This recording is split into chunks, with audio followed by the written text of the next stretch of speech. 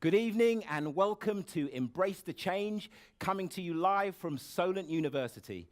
I'm Chris Paradox, and tonight is your opportunity to discover, discuss, and ultimately become the change we all want to see in the world. If we can see a future that we want and look out there and aspire to it, then we can grab it. And this really involves everyone in society. We need to get everyone walking towards a common goal. With the scale of the problem that we're facing, we have to learn while we're acting. We can't just wait until we know as much as we'll know.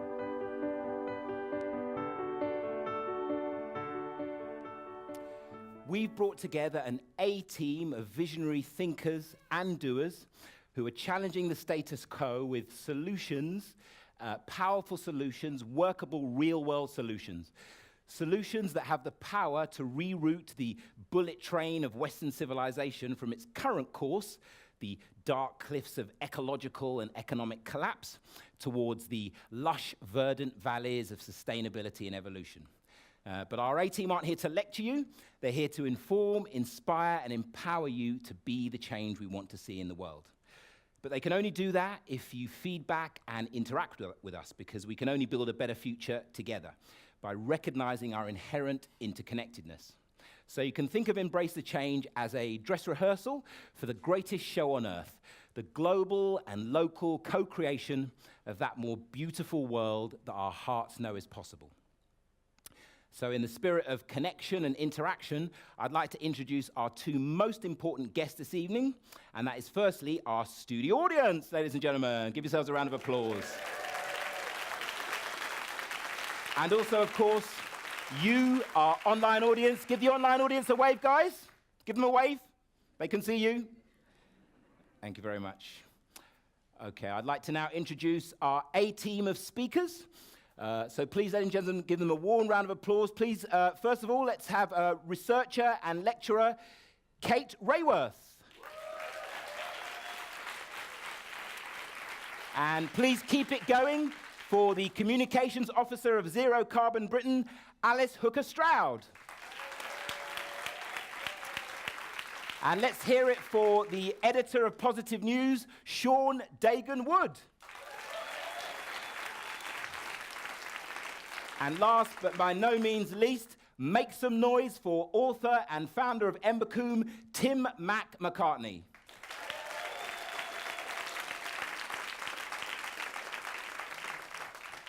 So, Kate, can I just say that my heart goes out to you. You must be devastated to be the only member of the A-team that has a mere 2 names. So now that you've met our A-team of presenters, you must be tumescent with excitement to find out exactly what we have in store tonight. In tonight's show, we're going to cover 4 key topics: economy, environment, media, and personal change. Each topic will start with a presentation from our aforementioned A-team of speakers, and then they'll be joined by our B-team of expert panelists. I'm just teasing them. They're not really a B team. We like to think of our experts as X-men, in fact. And our panelists will then take questions from both our studio and online audience. But don't worry if you're wondering if we're just all talk. No, after every question and answer, we're going to have some lyrically appropriate, soul-stirring music from our fantastic house band, Martha Tilston and The Scientists, ladies and gentlemen.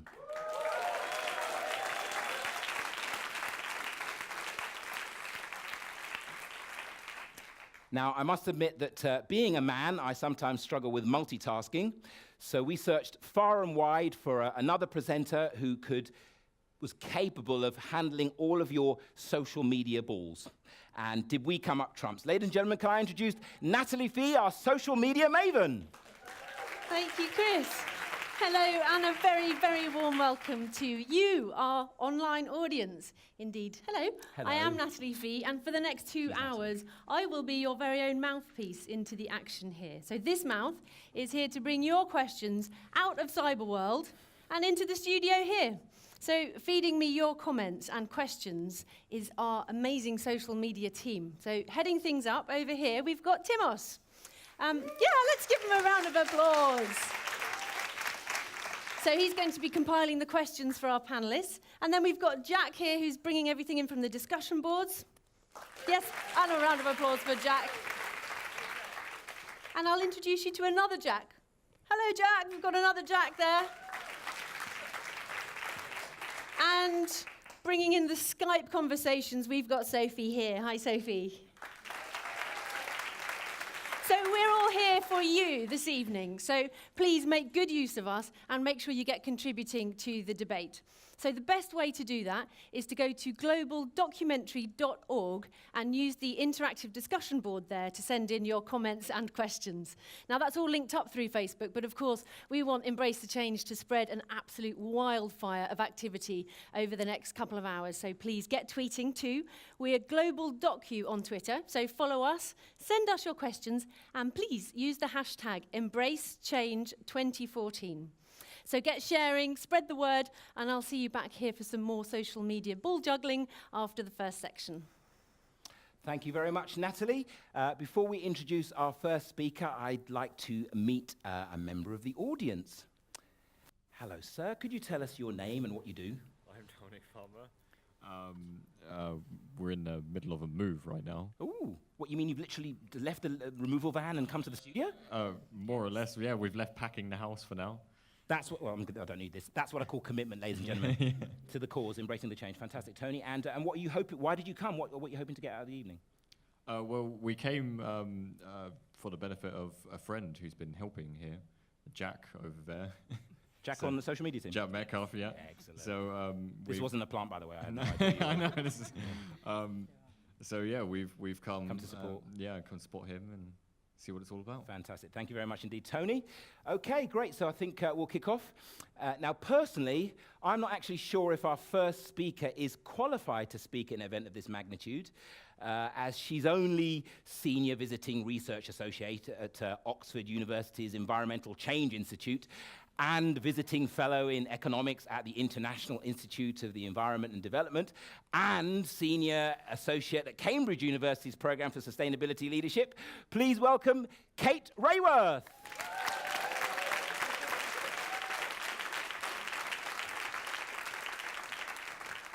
Thank you.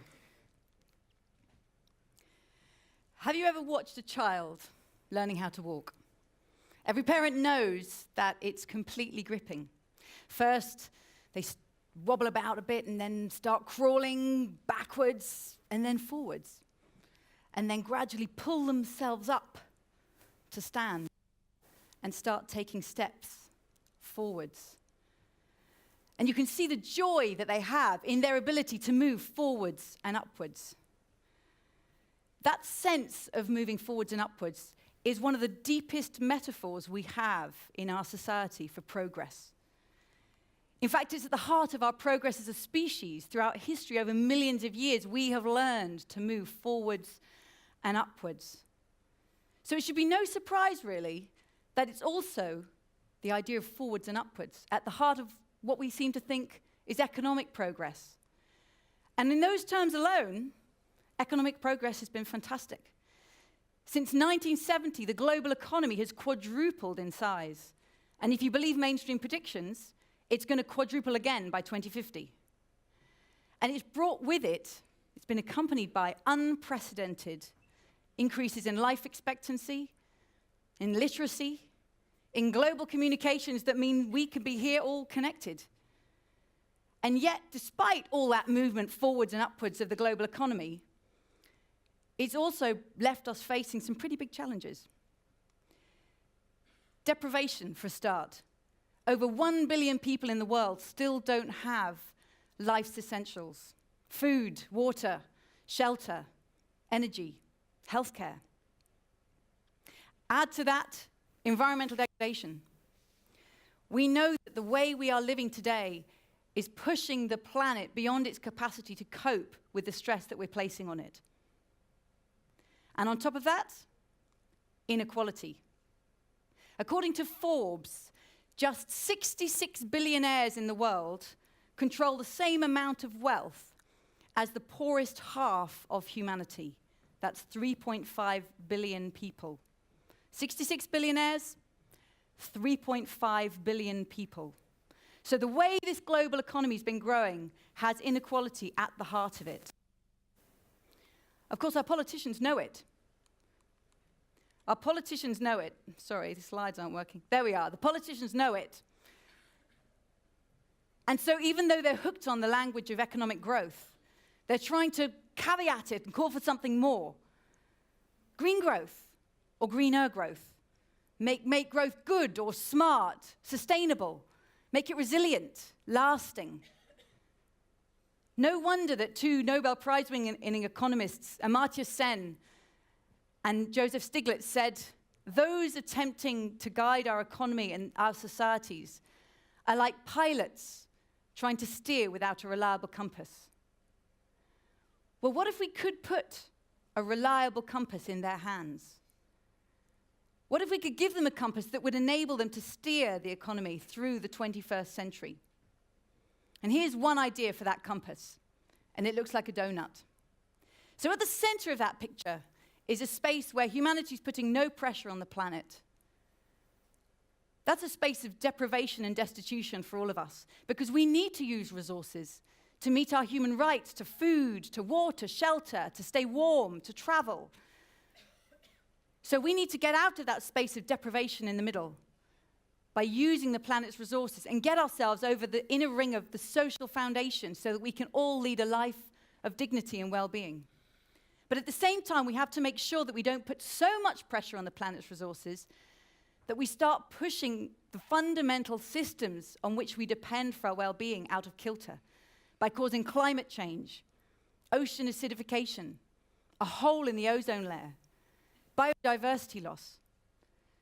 So the challenge we face, and I think this is the critical challenge we face this century, is how to enable 7 billion people today, growing to 9 billion by 2050, all to have the resources they need to meet their human rights.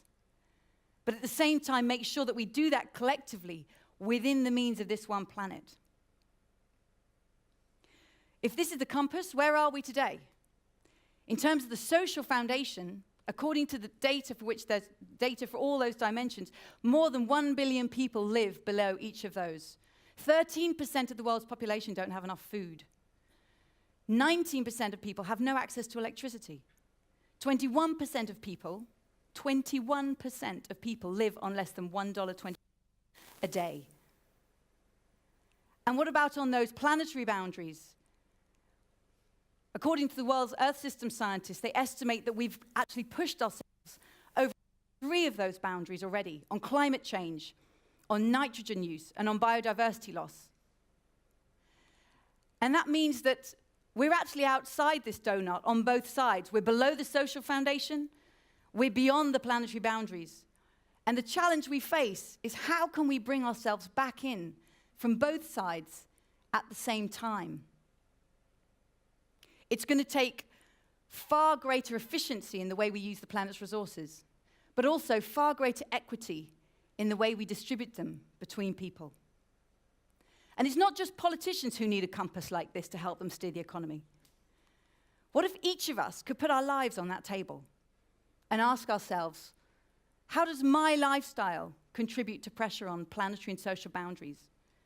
How does the way that I shop and eat, vote, travel, affect those boundaries? What can I do as a citizen, as a consumer, as an employee, a parent, or a neighbor to help bring humanity back into that space, into that donut, which is a safe and just space for humanity?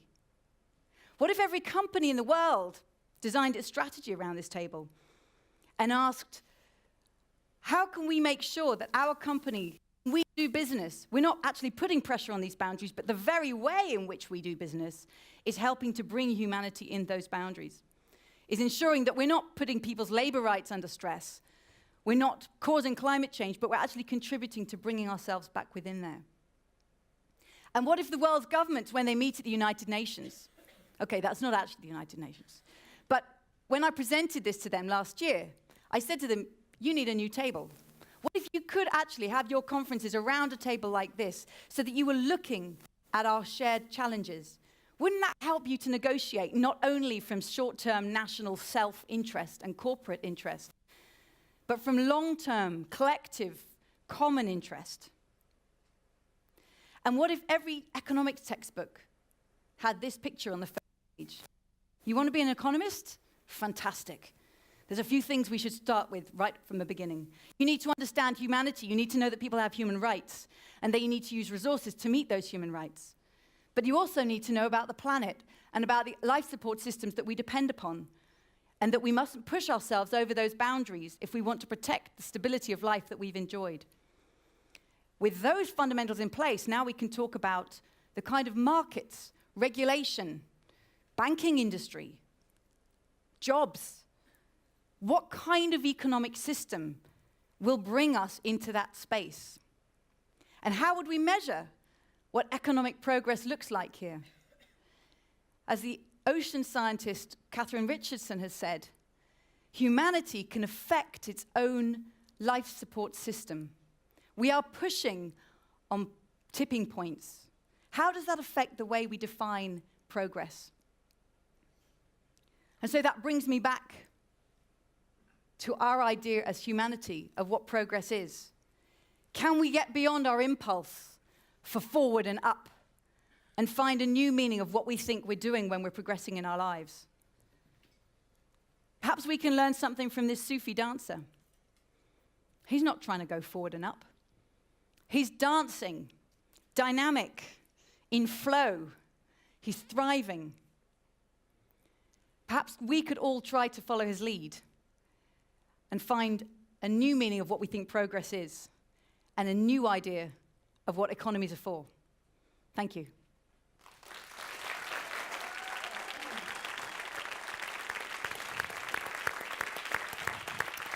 Thank you so much, Kate.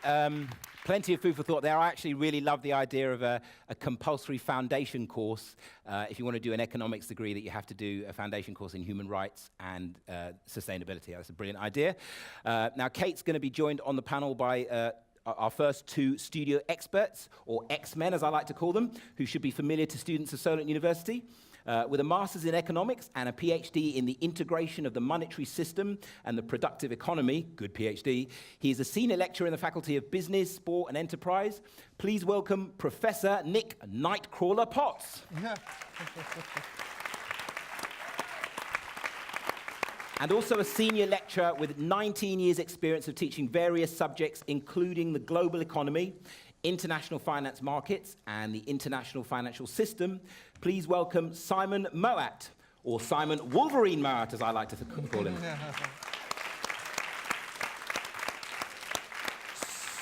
So before we hand over to the Q&A to our studio audience, I just want to remind our online viewers to start texting, tweeting, posting, so that we can get your feedback in and then come back after this first round of studio questions.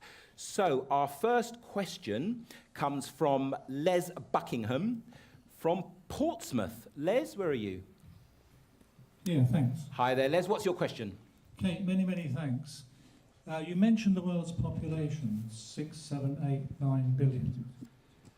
Do we need to slow or even stop that population to give donut economics a chance? Okay, I'll just repeat that to make sure that everyone got it. Kate, do we need to stop the growth of the world's population in order to give donut economics a chance? It's a great question, and it's an important one. The world's population is most likely going to grow to around 9 billion by 2050. And some years ago, people talked about a population explosion. And that language, it raises a panic in us, the sense of this population explosion. When we actually look at the data on what's happening to the world population, the growth rate of the population has been slowing down ever since the 1970s, quite dramatically, actually. And for the first time in human history, population growth rate has slowed, not because of wars or because of famine, but because of success. So it's a really fantastic success story because of women getting access to contraceptive, girls going to school, women getting empowered and being able to have jobs. That empowerment of women and education of girls has itself enabled women to take control over the size of their families and hence slow down the growth rate. So the best way we can reduce the growth rate of the world's population is to empower women. It does matter, but when I think about the population growth rate chart, it's a sort of it's rising and then it's going to plateau. What worries me more is the global economic growth, because that's not plateauing, that's going up exponentially. So if we're thinking about population versus resource consumption, it's the resource consumption that keeps me awake at night. Excellent. Does that answer your question, Les? It really does, doesn't it? Okay, thank you very much, Kate. So our second question comes from Lawrence Weedy. Lawrence, we can get you the mic. Hi, Lawrence. Hi. What's your question? My question is, there was a feature on the Radio 4 News the other morning said that the DEFRA, the Department for Environment, Food and Rural Affairs, was saying that businesses should treat issues like climate change and other environmental issues as an opportunity rather than seeing them as a bad thing. So how does the panel feel about free enterprise solving these problems that are besetting us? Okay, good. Our first controversial question. Thanks for that, Lawrence. So the question was, how could business treat global warming and environmental issues? Business be a solution? Be a solution. And treat them as an opportunity. That was the word that was used, that maybe you want to go boo, hiss. But anyway, yeah. I'd like to pass that on to Professor Potts. Well, thank you. I think like that we should look at the way that business does tend to operate. The way that business tends to operate is that the most successful firms based in the most successful countries use the most advanced technology and go forward at the expense of everybody else in the world. So if you think about wheat production, the price and like the industry is dominated by the large producers in the United States, which go forward and crowd out the small producers all around the rest of the world. The problem is if we make profit from technology, which is going to save the environment, then like it's going to lead to this inequality, this tendency for the winners to go forward and everybody else to be left behind to increase. So to my mind, free enterprise is a very, very dodgy solution to try to propagate technology around the world. It needs to be developed and given away free to everybody and shared. To think that business will do this without like creating inequality, I think is naive. Thank you, Professor Potts. Simon, would you like to on the chime same in on question? That? On the same question, yeah. Well, I suppose the question depends on whether we're choosing to work within the system, trying to transform capitalism, or whether we're going to address capitalism head on. It's my view that we should really address capitalism and free enterprise head on in its failure, really, to protect the environment and its failure to also protect humanity, the social goals that Kate outlined earlier. So, no. I don't really see free enterprise as the answer. What I think is we need more coordination, more planning. The difficulty with that is that the current system disincentivizes the cooperation and the coordination, and it incentivizes instead the accumulation of assets, the creation of new markets that we don't even need, production for the sake of production, and so forth. And the depletion of the Earth's resources, of course, is much greater than it actually needs to be if we were to take a concerted, planned approach to the Earth's resources and the needs of humanity. So my view would be that we really need to address capitalism head-on. Failing that, if we're stuck with the current system, I think, yes, of course, it offers opportunities for some businesses. There are green technologies to be developed, for example, and of course this offers lots of opportunities for businesses. And of course they're all taking corporate social responsibility much more seriously these days, and they see it as an important part of their business activities. Thank you very much, Simon. So, Lawrence, how do you feel? Do you feel your question's been answered? Yeah, absolutely. It strikes me as one of those questions where there's an absolute resistance to questioning the premise, like, actually questioning the whole model of business. And so any answer comes from this sort of false premise kind of thing. So that was answered really well. So our third and final, well, not necessarily final if we've got enough time, but our third question comes from John Marshall of Cornwall. John? Thank you. What's your question? Hi, thank you. I feel we've got three important responsibilities to future generations. We need to leave them a stable climate, some resources in the ground, and an economy that works. How can we bring these responsibilities to a state where they're realised? $64,000 million question. Shall I just throw that one open? Who would like to respond to that? Well, I think the one way we're not going to do this is trusting in an economy built for private profit in which we only have a democratic influence once every 5 years and then leave ourselves to an effective dictatorship of the business community and government. I think we need to move to a system where communities control resource allocation through the application of direct democracy. I can only see the involvement of people in direct democracy that will lead to a system which puts the needs of humanity first, where we put the growth of our own well-being and the planet's well-being as our #1 objective, controlled directly by the community through a democratic system you're involved in every day and not every 5 years. Thank you. Excellent.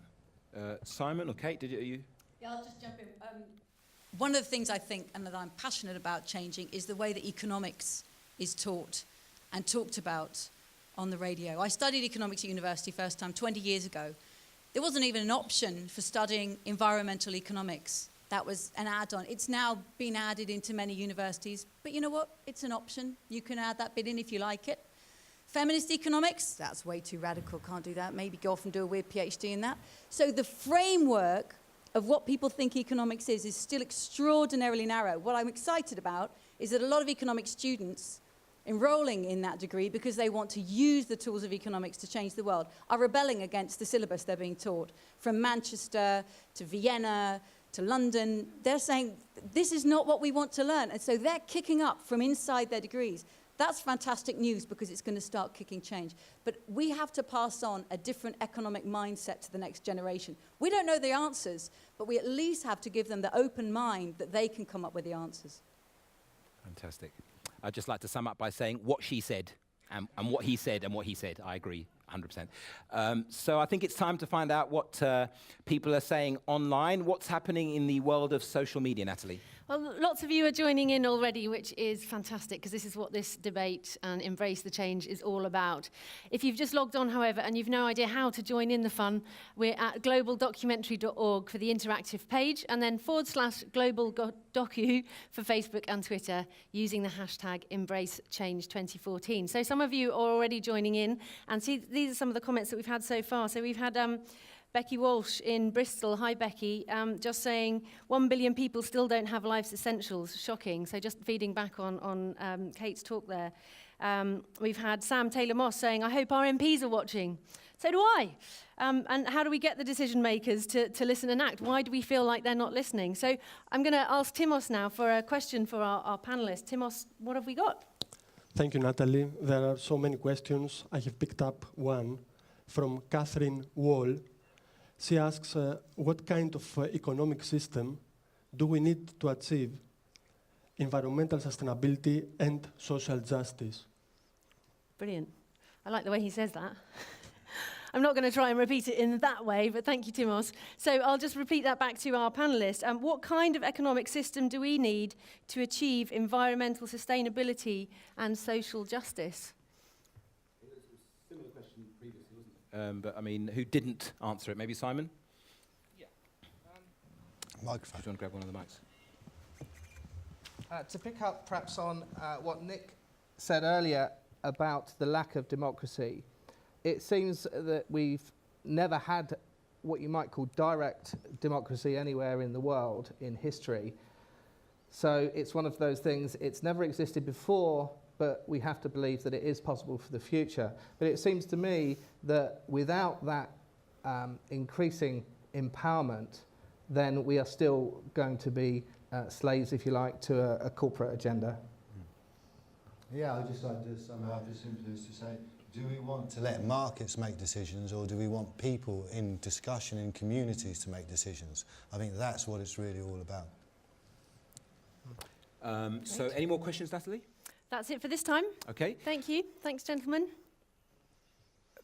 Thank you very much. So I think we can sum up the economy topic section. I really like the idea of the changing the way that we teach economics, and the idea of direct democracy, that people actually have a say in how we go about, because the original word economy is basically how you run your household, wasn't it? It was balancing the books, as it were. And so global economics seems to be a casino thing that's got nothing to do with economy. I don't know if that's just me. Is that just me? No, it's not just yes, the experts agree. I love it.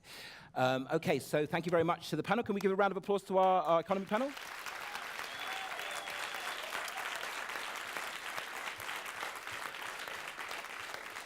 And so even the band's clapping. So it's always good when we need to address these issues, I think, in a holistic way. So we've really addressed it in an intellectual. Now we're going to bring it into the body with some wonderful music from our fantastic house band. Please put your hands together for Martha Tilston and the Scientists.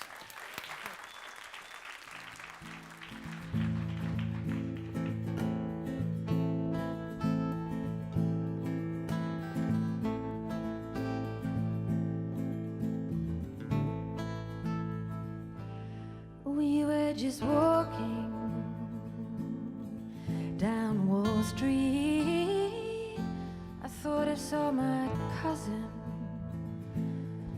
in the NYPD. Said you better go home now, things could get messy. We kept on walking. We got some questions, you see. Where does the money flow from? Who does it go to? Where does the money flow from? Who does it go to? Where does the money flow from? Who does it go to? We kept on walking down that street. I thought about my childhood and the relative luxury. Oh, we know too much about folks having too much to ever go under again. But you won't see us on your TV. Where does the money flow from? Who does it go to? Where does the money flow from? Who does it go to? We're just asking peacefully, where does it all go? We're just asking peacefully, where does it all go? Where does the money flow from? Who does it go to?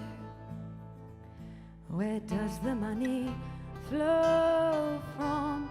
And who's going without today?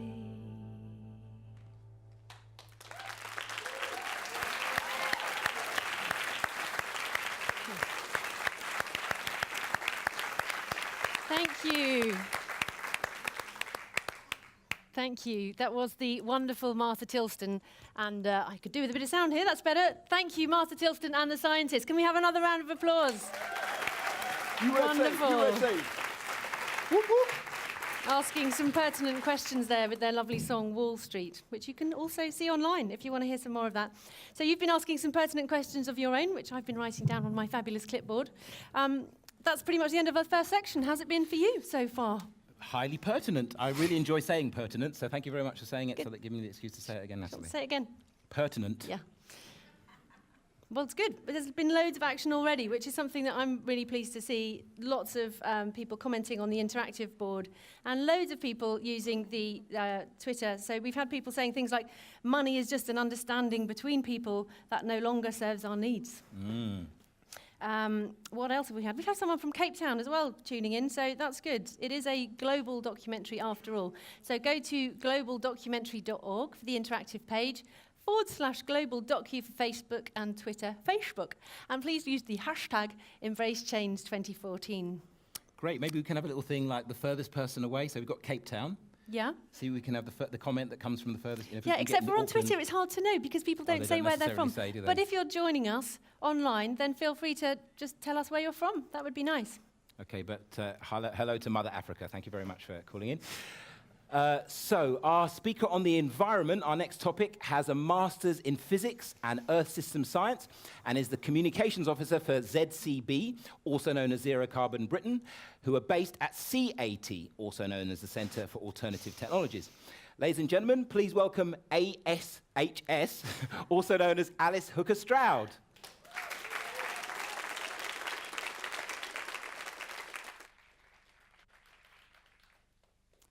Thank you and good evening. So I'm normally just known as Alice, and I do work at the Centre for Alternative Technology. I've come from Mid Wales today, so not as far as Cape Town, but a fair distance, I feel. So I'm going to talk to you about a project that we run at CAT called Zero Carbon Britain. It's been running since about 2007, and we released our third report last year, which is called Rethinking the Future. And I've been asked to talk about this question.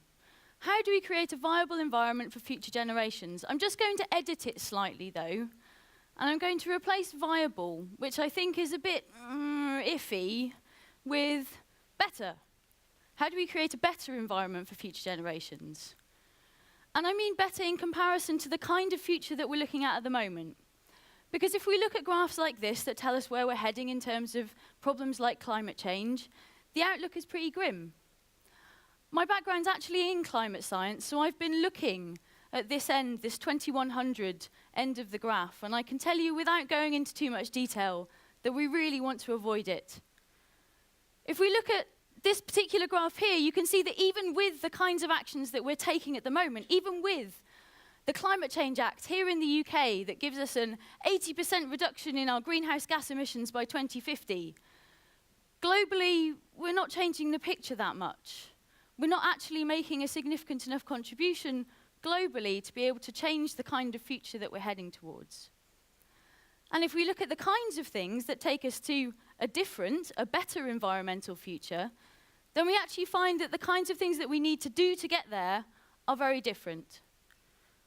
We need significantly more ambitious aims when it comes to climate change. And we also have to accept that we will need to make some big changes. In fact, we have a choice about our future. So we can either choose to make the big changes ourselves, we can make those changes through a democratic or perhaps an economic system, or we can have big changes imposed upon us. If the climate changes, we will have to react to that. And the further we go along that trajectory that's more like business as usual, the more we will have to change in response. So why don't we just make those big changes first, right? And that's basically what Zero Carbon Britain is about. It's about asking that question. If we take climate change seriously as an issue, what does that mean for the kinds of things that we have to change? What does it mean for life in the UK? What does it look like? What do we do? Do we still get to go outside? Is it okay to breathe the atmosphere? So this is basically where we're at. We're making a situation in Zero Carbon Britain that's sort of a technically robust scenario for a future where the UK has risen to the challenge of climate change. And that basically means going from this, which is where we are today in terms of our greenhouse gas emissions in the UK, lots from energy, some from non-energy processes, industry, waste, that kind of stuff, and a bit from land use. But basically, today, a huge amount of greenhouse gas emissions, and in ZCB we change it to this. Hugely reduced greenhouse gas emissions, a little bit more carbon capture in the system means that we're net zero. So we're actually having net zero climate impact in our ZCB scenario. And that's what it says. It proves, actually, and I'll prove it to you as I take you through the description of it, that we can run the UK on net zero greenhouse gas emissions. What's more, back to that better environment for future generations, I actually think this future is a pretty good one. We make improvements not just to a global environmental picture, but to our local environment. We're more healthy, the places that we live in and work in are better for us, and perhaps we have a higher well-being in this scenario. And the great thing about it is that we already have all of the technology and all of the know-how to get there. We don't need to wait for someone to develop something new. We don't need to wait for someone to come up with a fantastic new solution to something. We can actually, if we want to choose to do this, start acting now. So what are these changes? What do we have to do? How do we get there? What does it look like?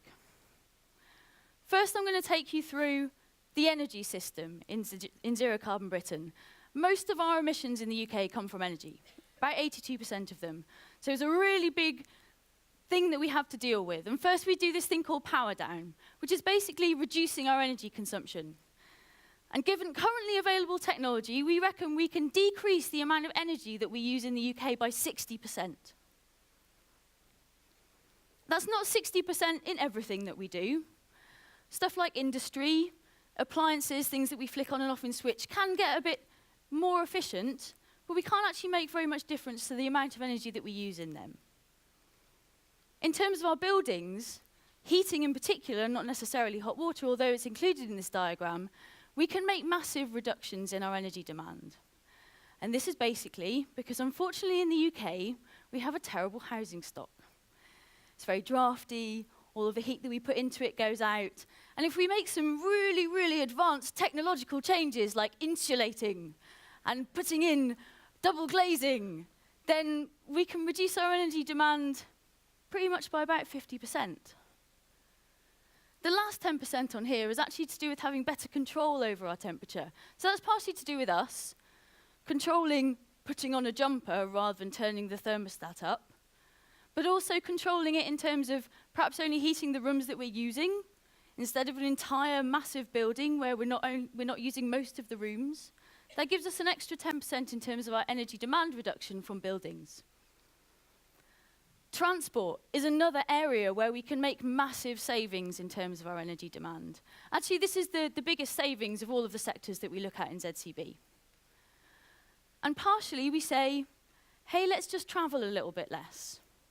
You know, let's perhaps live a little bit closer to where we live, to where we work, or to where we socialize.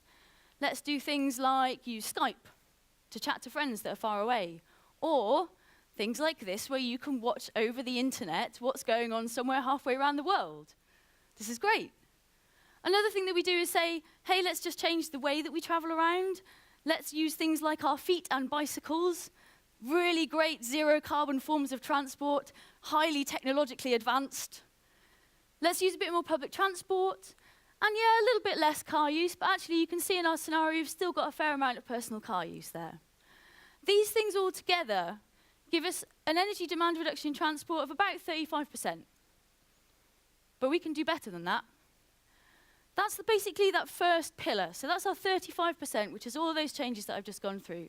The second pillar, in my eyes, the economists among us might not agree, in my eyes, is free. Basically, it's electrifying our systems. It's going from using petrol and diesel to using electric cars, for example. And that's because electric cars, they go about 3 or 4 times as far, using the same amount of energy as a petrol or diesel car. So we can go further with the same amount of energy. So that gives us, as far as we can, there are some systems that we can't electrify. We can't have electric planes, for example, so we have to decrease the amount of flying that we have. But where we can, we electrify systems. And that brings us to this massive 78% reduction in terms of energy demand for transport. But even making these reductions, we've still got a fairly significant amount of energy that we need to make, right? And we say we can do that using 100% renewable resources. We don't need nuclear, and we certainly don't need fossil fuels. We want carbon neutral forms of energy, and largely we can do this because we're very fortunate in the UK, although in terms of different types of renewable resources, other countries around the world's pictures will look different, but it's still possible for most places. We are incredibly lucky in the UK. We actually have not just one of the best wind resources in Europe, but in the world. And we say in Zero Carbon Britain that we should be using that more to our advantage. Which is why, in terms of our energy mix, we get about 50% of our energy from wind. That's onshore and offshore wind. The rest of the renewable resources that we look at, in order to create this 100% zero carbon energy system, so that's our emissions are down minus 100% now in our energy systems in the scenario because of these changes that we've made, we basically look at assessments saying how much the potential of various renewable resources are in the UK. And it turns out we have absolutely loads. We have far more than we need, actually, in the UK. So we just employ various different renewable resources to various different degrees to make sure that we're meeting those energy demands. And in Zero Carbon Britain, we actually make sure that we meet those demands at every hour. We know that renewable resources don't always produce energy, but we've made sure in this system that actually we have a reliable system that produces energy as and when we need it, even when the wind doesn't blow, even when the sun doesn't shine. You can still turn things on and off if you want to, still put your heating up if you need to. And I can say that because we've done this incredibly detailed hourly energy model. Basically, over a 10-year period, we took data of wind speeds, of solar radiation, of temperature, of various types of different demands that we have in the UK for energy. And we modelled our system, so our renewable energy supply and our energy demands over that 10-year period. That's about 88,000 hours over that 10-year period of each of those bits of data. So I'm just going to give you an example here. So we've got, if we were to put, for example, 2 offshore wind farms in these locations, given the wind speeds that we put into our model, we could tell how much energy they would output for every hour of those 88,000 hours. And we can do, on this top graph, as a bit of a demonstration over 7 days' worth of data, we can do that for all our renewable resources. And on the bottom, we can do that for all of our demands. I mean, you can see on the bottom that the last few days there are actually a little bit colder because our heating demand's gone up somewhat. And that's because it's dependent on that temperature data. So then, we put them together, and we go, do they match up? And the answer is no, not all of the time. Unfortunately, they don't. We kind of already suspected that, but we hadn't really looked into it to see how bad the problem was. It's not that bad a problem. 83% of the time, we're producing enough or surplus electricity to our needs. But it's that 17% of the time that we've really got to worry about.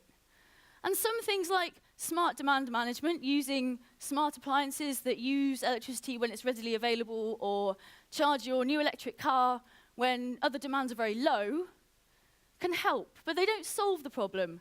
And actually what we need is a longer term form of storage.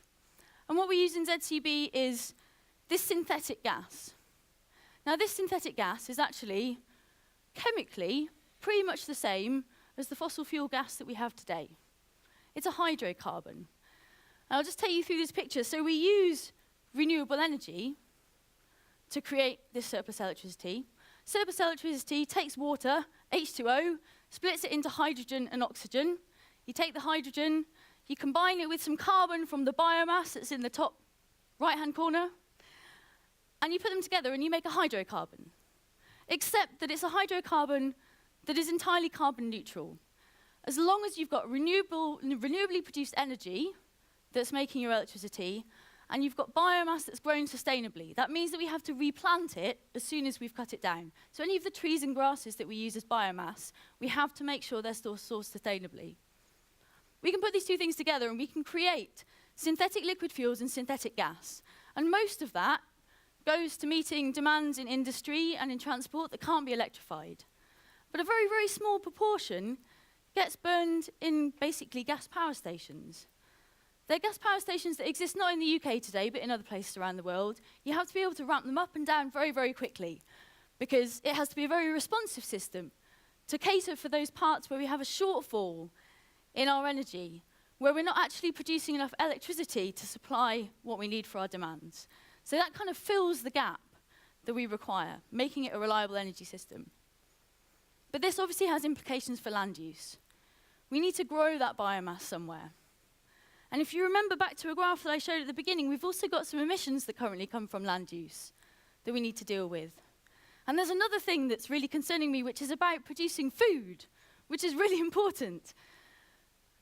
But thankfully, we can actually grow most, 85% of what we need to eat a healthy and sustainable diet here in the UK. And I know that because we've made another model, which is basically looking at the kinds of foods that we eat and our dietary choices, and seeing what the nutritional implications of eating them are, how good they are for us, and whether or not they satisfy food group balance. I can see how much emissions are associated with the production of each kind of food, and I can see how much land we need to make it. So very loosely, if you look at this example here, I've picked it because it really is actually, in terms of our agricultural systems, the livestock that's an issue. You can see on the left here that producing beef actually has a huge incursion in terms of greenhouse gas emissions, and it uses a hell of a lot of land. especially when you compare it to plant-based protein sources on the right. So what we do is we make some dietary changes that are fairly radical. We do, in fact, reduce the amount of meat and dairy consumption that we have. We make sure there's enough milk for everyone to have tea and coffee in the scenario, though, which I think is very important. And we increase the amount of plant protein sources that we eat. We make some other dietary changes that are more to do with our health, more to do with having a balanced diet. But basically, it's the protein changes that have this implications for greenhouse gases. So we make changes to our diet. We also halve our food waste. Does anybody know we waste between 30 and 50% of the food that we have in the UK? So we say, let's not do that, that's a bad idea.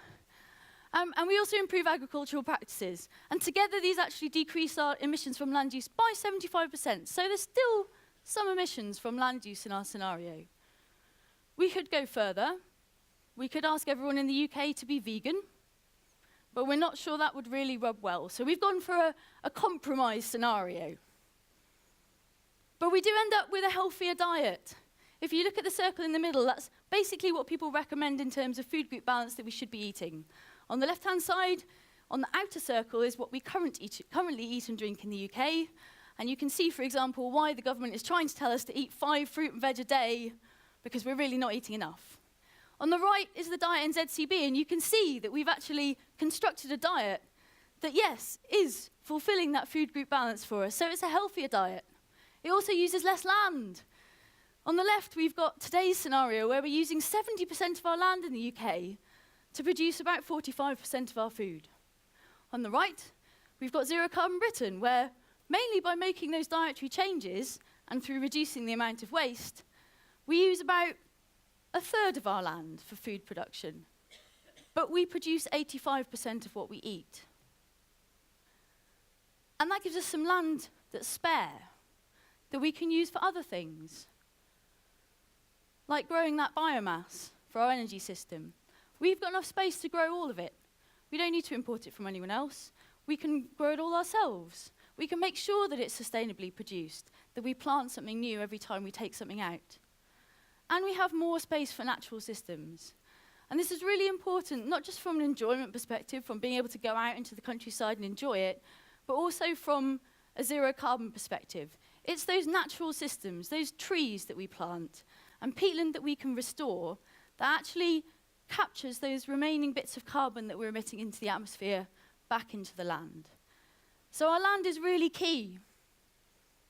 It does these 3 things marvelously for us in the scenario. Produces food for us, produces biomass for our energy system, and makes our system carbon neutral by capturing carbon out of the atmosphere. And on top of that, there are other benefits to this scenario. It's not just all about carbon. There are many other problems that are facing us today. We reckon this scenario will make more jobs for people. We also reckon that it will increase our resilience. We're already seeing some of the effects of climate change here in the UK, and we need to be prepared for a few more. So making these changes will increase our resilience against them. It will also help the outlook for biodiversity, more natural spaces, more preserved habitats. Will help biodiversity that's currently declining at a rate of knots. And more than this, we're creating a positive future, that better environment for future generations to live in. And we hope you will join us in getting there and embrace the changes that are required. Thank you very much.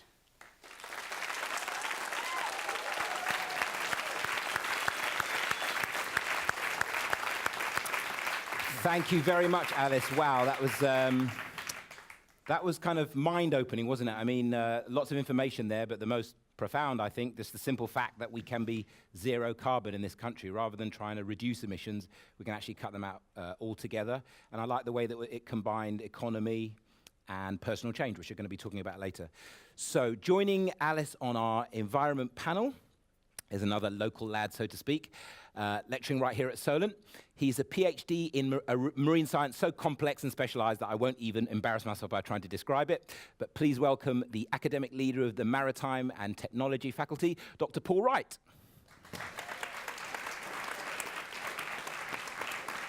And for over 25 years, our next X-Man has pioneered sustainable energy research, directing one of the UK's leading university-based research groups. Please welcome the head of the Energy and Climate Change Division of the University of Southampton and our ranking academic Big Daddy tonight on tonight's show, Professor Abubakar Bahaj.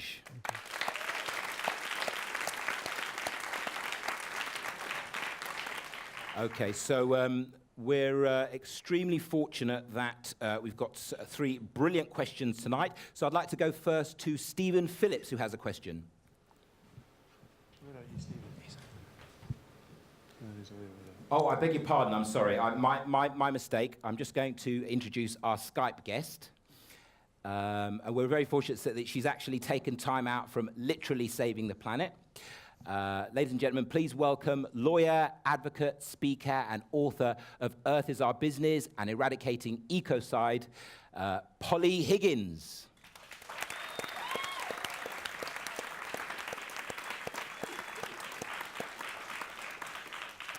Sorry about that, Polly. Almost forgot you. So our first question comes from Stephen Phillips. Where are you, Stephen? Hi. Hi, Stephen. Thanks for that really interesting talk.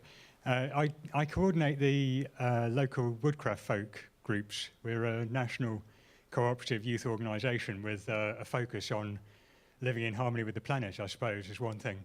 And I know that our young people are much more aware of issues such as climate change than when I was their age, and indeed young people in general are.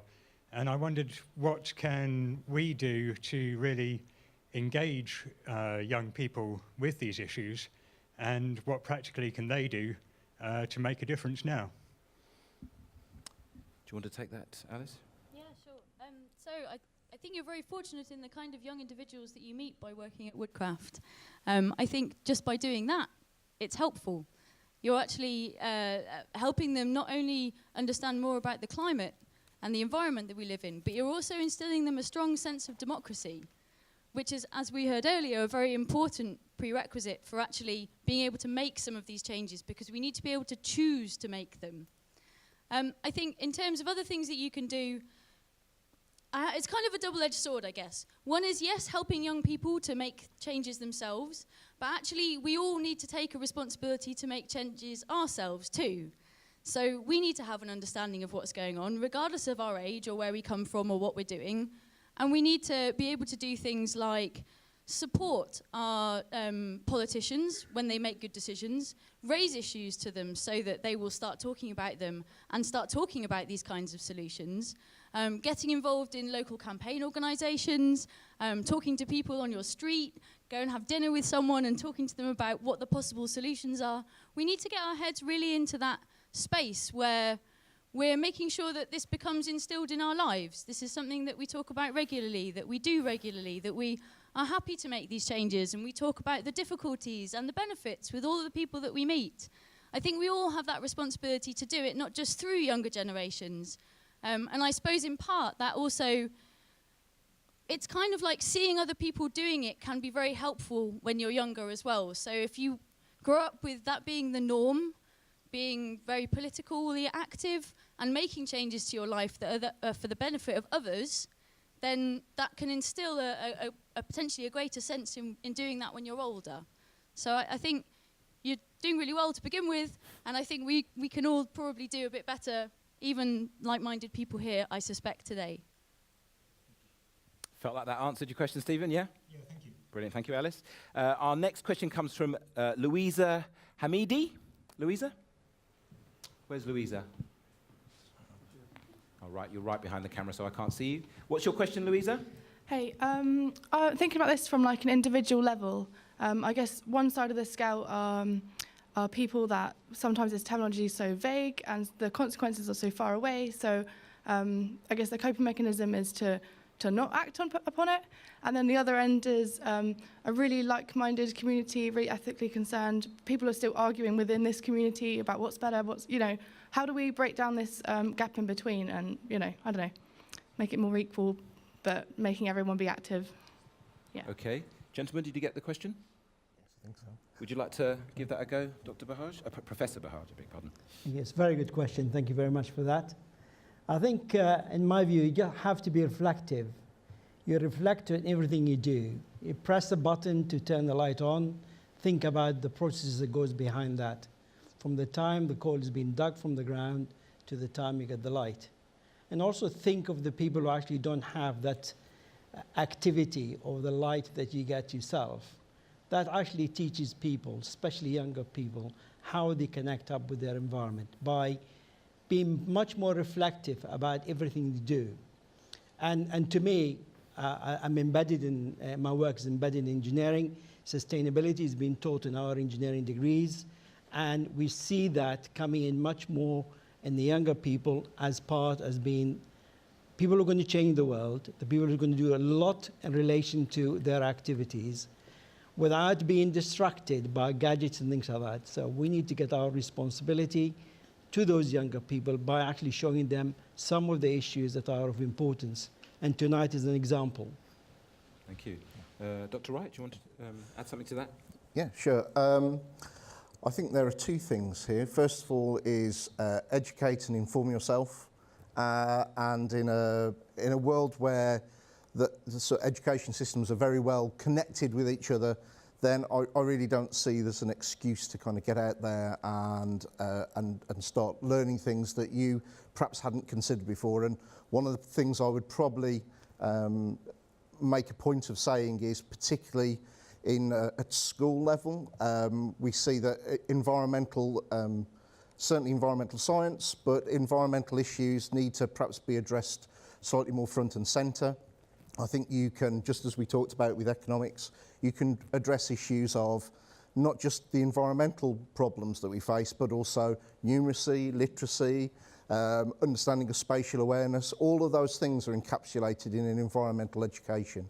And we have some great people at places like the Field Studies Council who will help you in that. And the need to be educated, not just outside, but about the outside world, I think is fundamental. And certainly talking personally, it was the thing that kind of really sort of lit the fire in terms of my passion for this subject. The other one is individual, and that is about making small changes, no matter how insignificant you think they are. I get students to spend 10 weeks running a project. They're all going to hate me for saying this, but the project gets harder and harder each week. And what they do is they start by measuring their environmental footprint, and they finish by measuring their new environmental footprint. And what they find is, A, understanding something about impact is actually quite tricky, and B, they've put all that effort in, they've gone through a lot of pain, and they've made virtually no difference to very little difference. In fact, in some cases, they've made things worse, which is a little bit of a difficult lesson to learn. However, the final point is that if they are not willing to make the change themselves, then they can't extrapolate that up into society, and they can't go and sort of take control of the process by dealing with politicians and policymakers and influencing the way everybody lives their lives. So they need to kind of start with their own individual practice. And I would just throw the question back to you, what are you going to do? And I think we all need to sit and ask, and we all need to kind of make the pledge that, you know, for the next month, we are going to do one thing, and we're going to make sure that that thing is something that is measurable, not necessarily achievable, but we can push things forward and then reflect on whether that change is really worth the while. Fantastic. Ask a question, Louisa? It's interesting because things seem to be pushing towards the personal change, which we're going to finish with. Alice was talking about it as well, and the professor was talking about self-reflective consciousness. We all have that responsibility. So speaking of what individuals can do, what are people saying online, Natalie? Yeah, well, I'm going to have some questions for Polly in a moment. Polly, if that's okay. Thanks for being with us. So yeah, it's actually been really, really busy, which is amazing to see. Twitter's been going mad, and lots of you are commenting. So, okay, so if you're not there already, just to say it again, globaldocumentary.org/globaldocu for Facebook and Twitter, using Embrace Change 2014 as the hashtag. So just some of the things that, some of the comments we've been hearing. sort of, we said we could power the world with a solar field the size of France. They know this, but it's never going to happen until they can't make money out of fossil fuels. Somebody else says, I'm so excited to hear from Alice in the Zero Carbon Britain team. Yay! I'm ready for a future where adaptation to climate change is at the core of progress and development. And then we saw a quotation, an adaptation, because we can't say it online, of a George Carlin quote, it's not the planet that's in trouble, it's the people who are screwed. And then just quickly, 3 of my favourite words when it comes to zero carbon: bicycles, bicycles, bicycles. So let's get a question for Polly from Timos. What are we going to say? What question have we got? We have a lot going on online. One question that came in is, if the environment exists in an organic way, why is the symbiotic relationship between nature and the human so impossible to maintain? Submitted by Vasilios Lepesis from Kavos, now at University of Plymouth. I'm glad you had to say that name. Thanks, Timos. Okay, Polly, I'm going to read that back to you. If the environment exists in an organic way, why is this symbolic relationship between nature and the human so difficult to maintain? That's a wonderful question. I think part of our problem is that the Western world has industrialized our processes politically, in business, and legally as well. And by industrialized, what I mean by that is that we have created a system whereby we've commoditized the world. And when we commoditize the world, we create a disconnect. When we create a disconnect, then we end up losing our sense of our intrinsic values and losing the sense of our greater duty of care, if you like.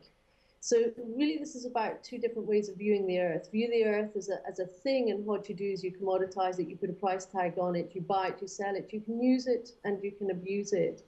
And of course, when we do that, we start making markets out of that we lose sight of the consequences. And in fact, law has created a lot of this problem because we do not have laws that have placed intrinsic values at the heart of it. But there is another way of looking at it, and it's a way that actually the indigenous world, and in fact I had a meeting with some Buddhists today, when we view the world as a living being, and when we view the world as a living being, then we have a very different type of engagement with the world.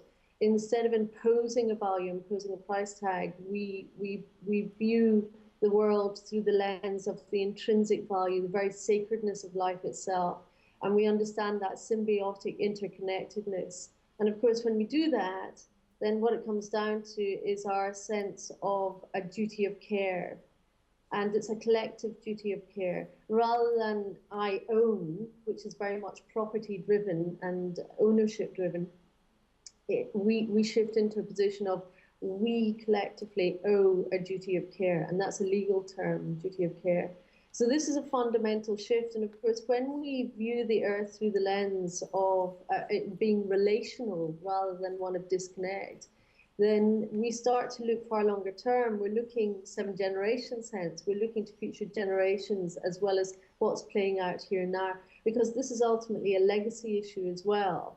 And in legal terms, that's about using trusteeship laws rather than property and ownership laws. At the moment, most of our world is driven by property and ownership concerns legally.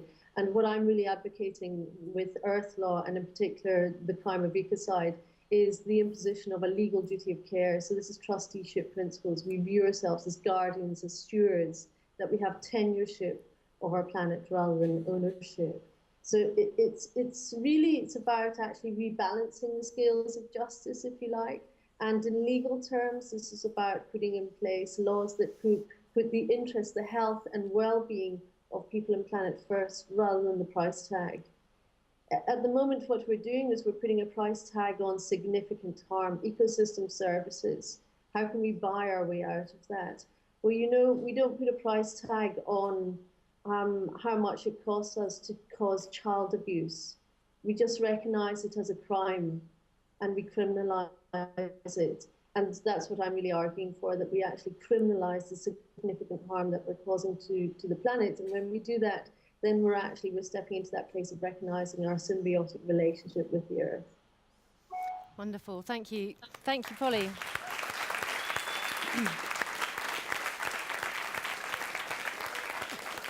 And I think we did actually have. Can I have a little bit of microphone, please?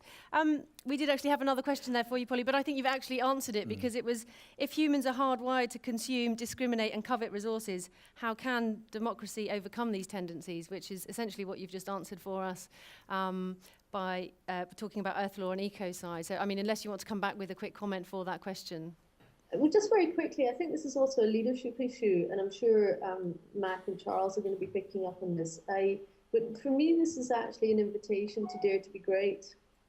When we see ourselves in service to something greater than the self, then it really is speaking to the greatness within each and every one of us. There is a common thread here within each and every one of us who's listening into this and who's in the audience today, is that we care. We come from a place of deep care.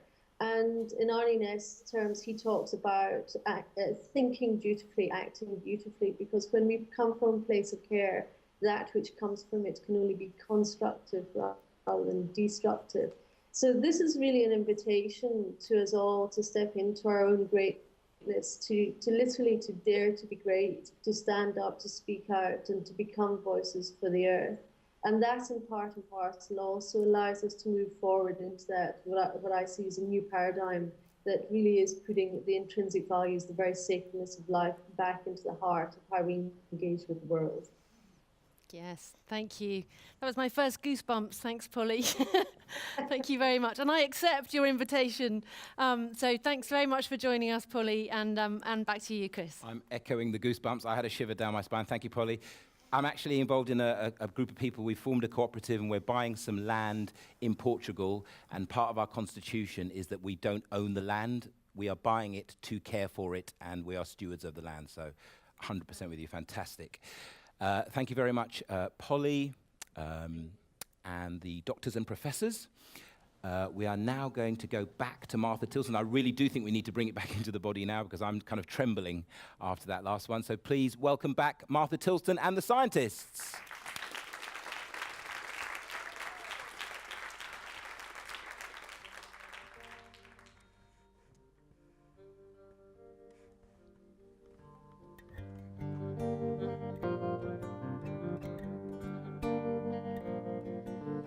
350 bells ring through the night, and the starlings take flight, and the starlings take flight, turning together, lifting together.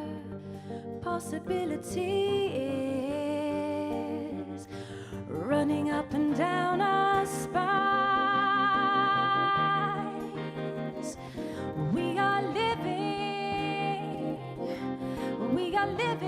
in changing times. We are living in interesting times. And 350 bells ring through the night. This is the sound of a kettle whistling. No, this is the sound of starlings taking flight. We are living in changing times. Look, we are living in changing times.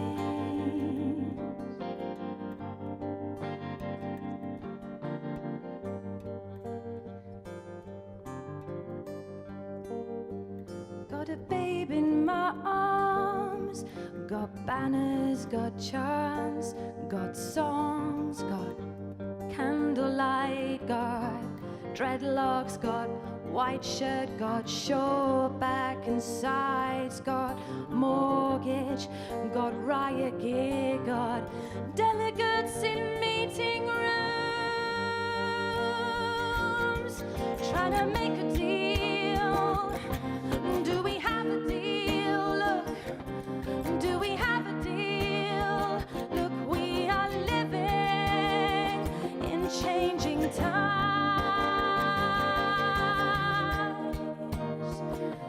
We are living in such interesting times. And possibility is running up and down our spines. Possibility is running up and down our spines.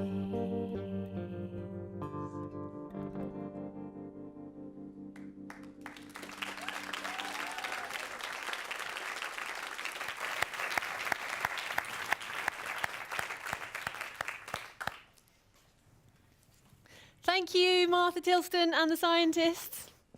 That was gorgeous. That was gorgeous, wasn't it? Yeah. I'm still trembling. I know, it brought the goosebumps through even more. So I've got a comment that I thought you would like from online. Oh, great. It says, it is from I think Carl Munson on Twitter. It says, I don't just want to embrace change 2014, I want to make tantric love to it longer than Sting can. I thought you'd like that one. I know him. Typical. Do you? Typical. Thanks, Carl, very much for raising the tone of the programme. Yeah. Once again, I can talk. Yeah. Thank you very much, Martha. Our speaker on media must have a bachelor's degree in optimism and at least a master's in swimming against the tide, because he's the editor of Positive News, the world's first newspaper dedicated to reporting positive developments and potential solutions to the problems facing society. Ladies and gentlemen, please welcome Sean Dagan-Wood. Thank you. Thank you. It's a pleasure to be here. So I'd like to talk to you about how the media can help create a better future. But first of all, it's worth reminding ourselves what the news does. So fundamentally, the news is there to let us know about what's going on in the world that supposedly is important and most relevant to us. But of course, that's not all that the media does. And in creating an overall story about how our world is, the media doesn't just reflect society back to us, but it also helps shape reality. Where the media puts its focus affects our thoughts, our conversations, our beliefs, our understandings, perspectives, and in turn our choices and actions which ripple out into the world. In fact, the philosopher Alain de Botton recently wrote that in the modern Western world, news has come to replace religion as our central source of guidance and our touchstone of authority. So we should be aware of how the media shapes the collective social consciousness. So by way of applause, who here feels at the moment that the media is too negative or depressing?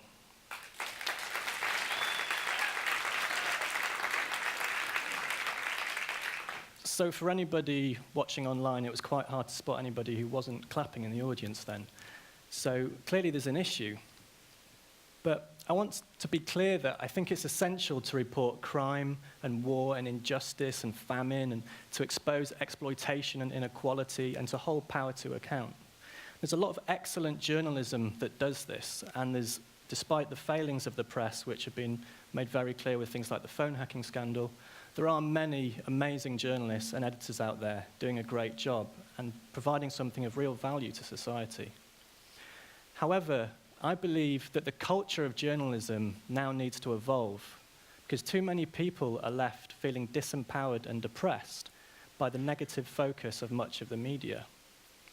So we can be left not knowing how to respond effectively to this overwhelming amount of information about what's going wrong. Yet many of us want to stay informed. So at Positive News, we're working to give good news more prominence. And by good news, I don't mean fluffy stories about water skiing squirrels. And we're also encouraging the media as a whole to bring more positive elements within conventional reporting. But why am I talking about this now? Why do we need this change so much now? Well, as you know, as has already been discussed, we're living in a time of global crises, from economic instability to climate change to resource depletion or social inequality. But this is also a time of great prosperity and achievement, a time of innovation, and a time of great possibility. So it's at this time that we need a way of looking at the world that inspires and empowers us all to play a part in creating a better future. So Positive News offers that lens. So for anyone who's not familiar with us, thanks for the introduction, Chris. It's the world's first positive newspaper. We report on positive developments happening around the world as well as in the UK. And we focus on the potential solutions to the problems that we face. We publish daily online and have a quarterly print issue which rounds up the most inspiring news. So what does the other side of the coin look like? Well, although there's really tragic conflicts taking place right now in the world, and we obviously have a long way to go, but statistically, the world is actually becoming more peaceful. For example, the number of wars taking place worldwide fell from 50 in 1990 to 30 in 2010. And levels of violent crime and murder have been falling in this country, as they have in places like New York. And there's many inspiring examples all around us of people changing their lives and their communities, such as Simeon Moore, a former convicted gang member who realized he could turn his life around, and he set up peace talks between two rival gangs in Birmingham. This resulted in the local crime rate falling by 40%, and he's now set up a social enterprise which is using to educate other local young people about why the gangster lifestyle isn't as glamorous as it seems. It's helping them find a better path. And social enterprises as a whole are doing well. They're multiplying and often succeeding where other businesses are failing. And they're showing that business can work profitably, but primarily for the benefit of society and the environment. So there's an incredible amount of grassroots initiatives springing up all over the place, and many of the most interesting ones are around the economy. And one that's really been growing recently is the idea of the sharing economy. So people giving their time and skills and things and sharing them without the need for exchanging money. And this is a world where Rwanda has now elected a parliament where 64% of the seats are held by women. It's a world where an NGO has led the restoration of a massive marshlands area in Iraq that was decimated by war, and it's now becomes Iraq's first ever national park. And Spain, meanwhile, has become the first country in the world to generate more electricity from a renewable energy source, from wind power, than from any other source over the course of a year. While in Germany, they're shutting down coal power stations as their renewable energy capacity expands. And half of the renewable energy generating capacity in Germany is owned by local communities and citizens who get the profits. And this is a world where the president of Uruguay chooses to live the simple life. He donates his salary to charity, he lives on a modest farm, and drives an old VW Beetle. And this is a world where science is now finding that compassion, cooperation, rather than competition, are the key to our survival and most intrinsic to our nature. While the new science of happiness is finding that it's connections to others and connections to the natural world that actually most benefit our well-being. And there's an increasing interest around the world in creating a new economic model that prioritizes people's well-being rather than just maximizing GDP. So although the world's problems are complex and many, there's threads of stories like these, from everyday acts of kindness that are all around us, right up to trying to create a new global economic model. These threads weave themselves through many people's lives, and indeed, there is much change to embrace. So our readers tell us that the stories that we publish have a massive impact on their perspective on the world and how they feel. And I know that when I read these stories and work with them every day, they make me feel energized and open, and they make me want to give, to connect. They give me a feeling of possibility. And above all, they give me an awareness of the human capacity to care and of the human potential. And it's this vast potential that motivates me the most and gives me the most hope for the future.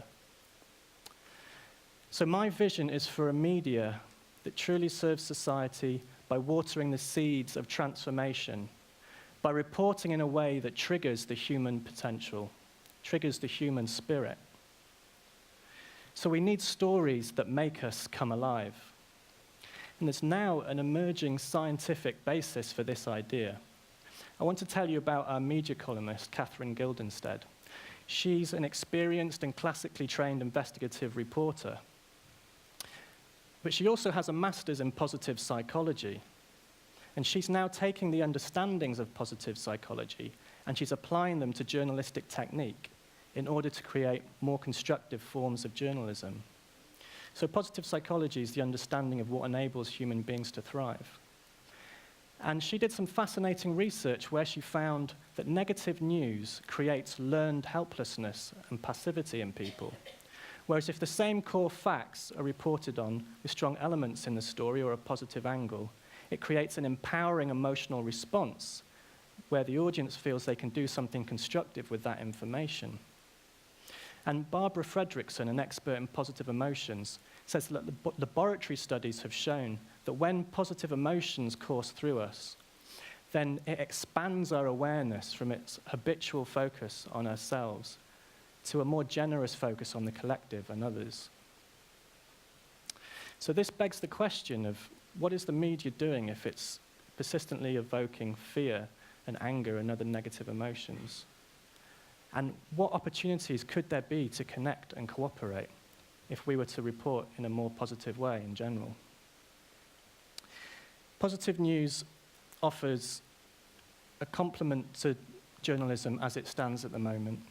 It expands it so that it can present a more truthful and fuller reflection of what's going on in the world. It also benefits our well-being. It engages us in society. And it helps catalyze the potential solutions to the problems we face by drawing more attention to them.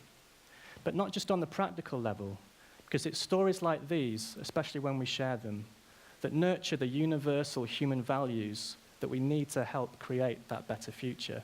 Values such as cooperation and compassion and service to the wider community or to the whole web of life. So if we're looking to embrace the change, I would say, remember the power of how we use our attention and of the stories that we look to understand our world. Because creating a better future begins with bringing our attention to better stories. Thank you for listening.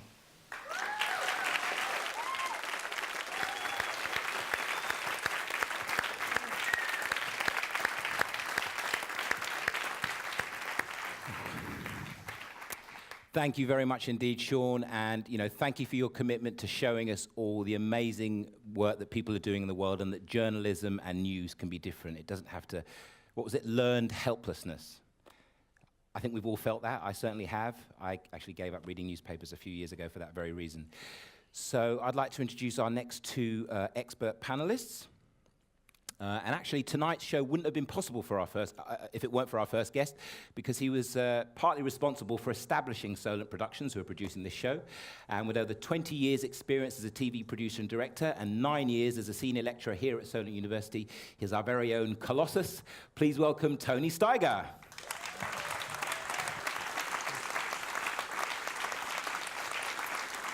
And joining us via Skype is a globe-hopping Sundance Film Festival award-winning producer and director of hard-hitting factual programs and observational documentaries. He's also a dear old friend of mine, with emphasis on the old. Please welcome Phil Stebbing.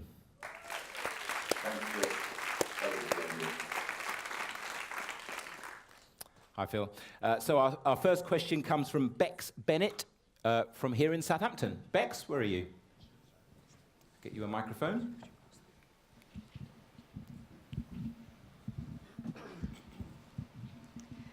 My question is, we have the most incredible communication tools at our fingertips. How do we use them to create change? Fantastic. Okay, I think over to you for that one, Tony. Okay, thanks very much. Well, as Chris said, this in a way, this room that we're in right now is a hint maybe of how change could happen. I mean, there's at least 5 cameras on us at the moment. We're connected to the entire planet via these guys over here. I was kind of thinking while we were listening to the other speakers about economics and the environment, what would it have been like if the anti-war demonstrations in the 1970s and 60s had access to this kind of communication power? What would it have been like in the 80s with the poll tax riots, or the late 70s with the Rock Against Racism, or Live Aid, or the anti-Iraq, the 1 or 2 million people that marched and didn't get anywhere when we went into Iraq? What sort of change could have happened if we had access to this kind of communications technology? So I think really the answer's right here, and it's a clue to an answer, that by using these kinds of tools, if we take responsibility for how we use them and what we point our tools at and what we say with them and where the messages end up, we can actually produce the change ourselves.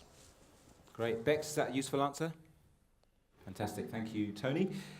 So our next question comes from Sander Kalar. Sander is from London.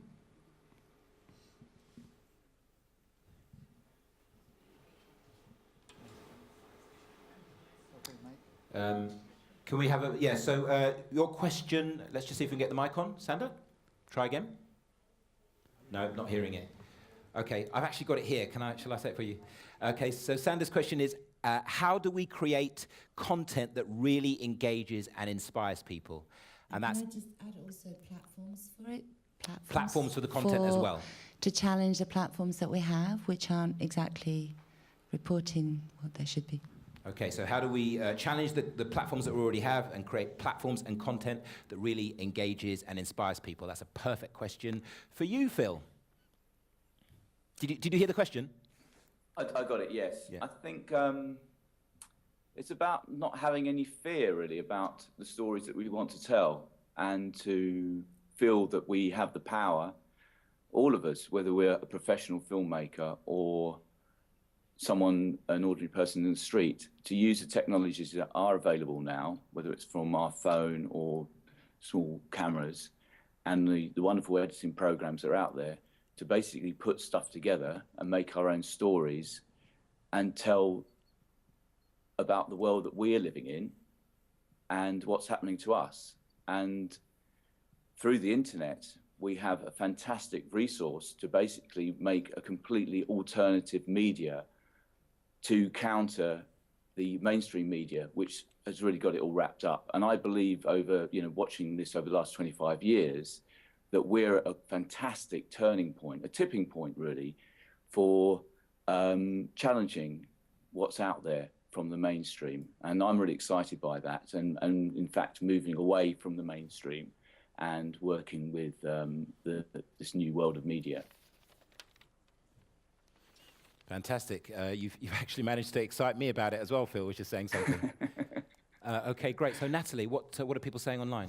Yep, so we've got lots of comments been coming in on the media section as well, and playing catch up a bit from some of the environmental questions, but obviously we're trying to keep things concise for you all at home and here in the studio as well. So some of the comments we've had, some media have to acknowledge responsibility for thriving on killing hope for a better world.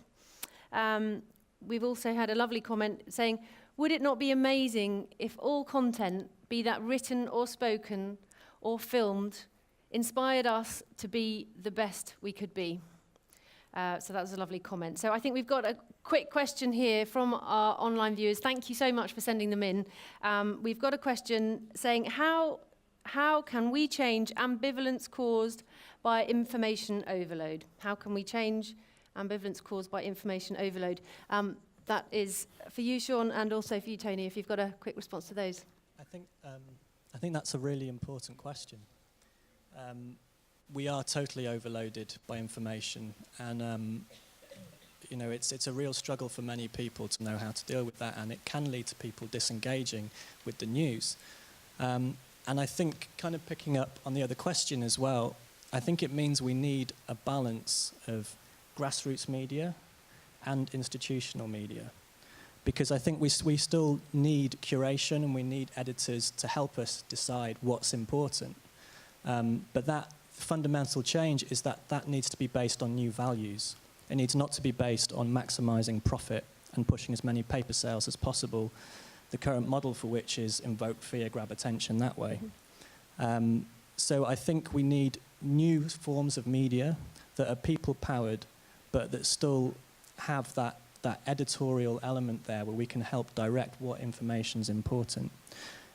So at this point in time, you know, for the general reader or listener or viewer, I would say always just question how relevant is this and what experience is this? Is this actually empowering me? Can I respond constructively to this? Can I absorb this information into my life in a way which is useful, that can help me grow, help me you know, act positively in the world? And you know, in a sense, we need to look after our information diet. We need a balanced diet the same way as we do with our food. Great. Yeah. Yeah, I mean, just take an example, say, of a fantastic platform that we do have, which is Facebook, social media. Now, a lot of Facebook and social media is taken up by cats and obviously pornography. But if it's important enough, like the picture of David Cameron on the phone, which was mercilessly retweeted and distributed and actually completely discredited him in a really good way. Or indeed, obviously, the usual example, which is the Syrian uprising. So the platforms are there. The ability is there. It's actually, as I say, down to individual responsibility. And we go, just a final comment. Somebody said earlier on about young people having the kind of, you know, that's where the kind of change is going to happen. And just like teaching economics at university, teaching production skills here at university is hopefully that the young people here are making some terrific projects which are not imitative, they're not kind of towing the party line, they're not mainstream views. And I say more of it, please.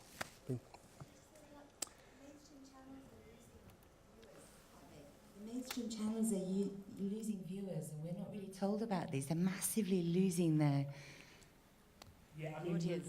I think Chris is going to hit me in a second. This could go on for some time. It's a fantastic. Yes, they are. It's changing, etc. But I'll put it back to Chris. Yeah, a quick comment there. Kissing you, Tony. The good news is that actually, I mean, the mainstream media is changing, and it is much more open to change now because it's a bit lost at sea. It's trying to work out its business model as paper sales fall, and it tries to make money online. So there is an opportunity here. And what I know from a lot of my journalists also write for the daily papers, and they want change as well. So the real problem is just these old, outdated institutions, but the cracks are appearing. So I think, you know, at the end of the day, the mainstream papers reach so many people, and I do think they have to change as well, and we need to encourage that and involve everyone in the industry in that change. Thank you very much, Sean. Can we have a round of applause for the media team there, ladies and gents? Thanks, Phil.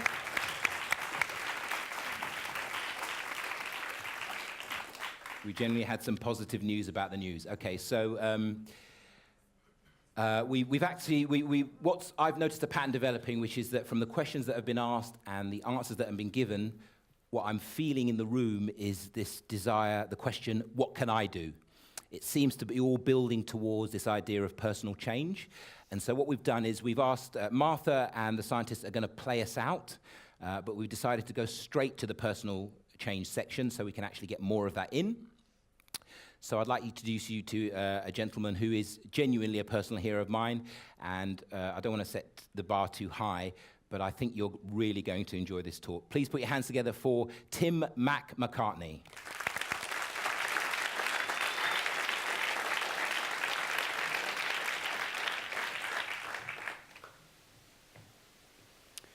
There is a wind blowing. I hear it in the festivals that I speak at.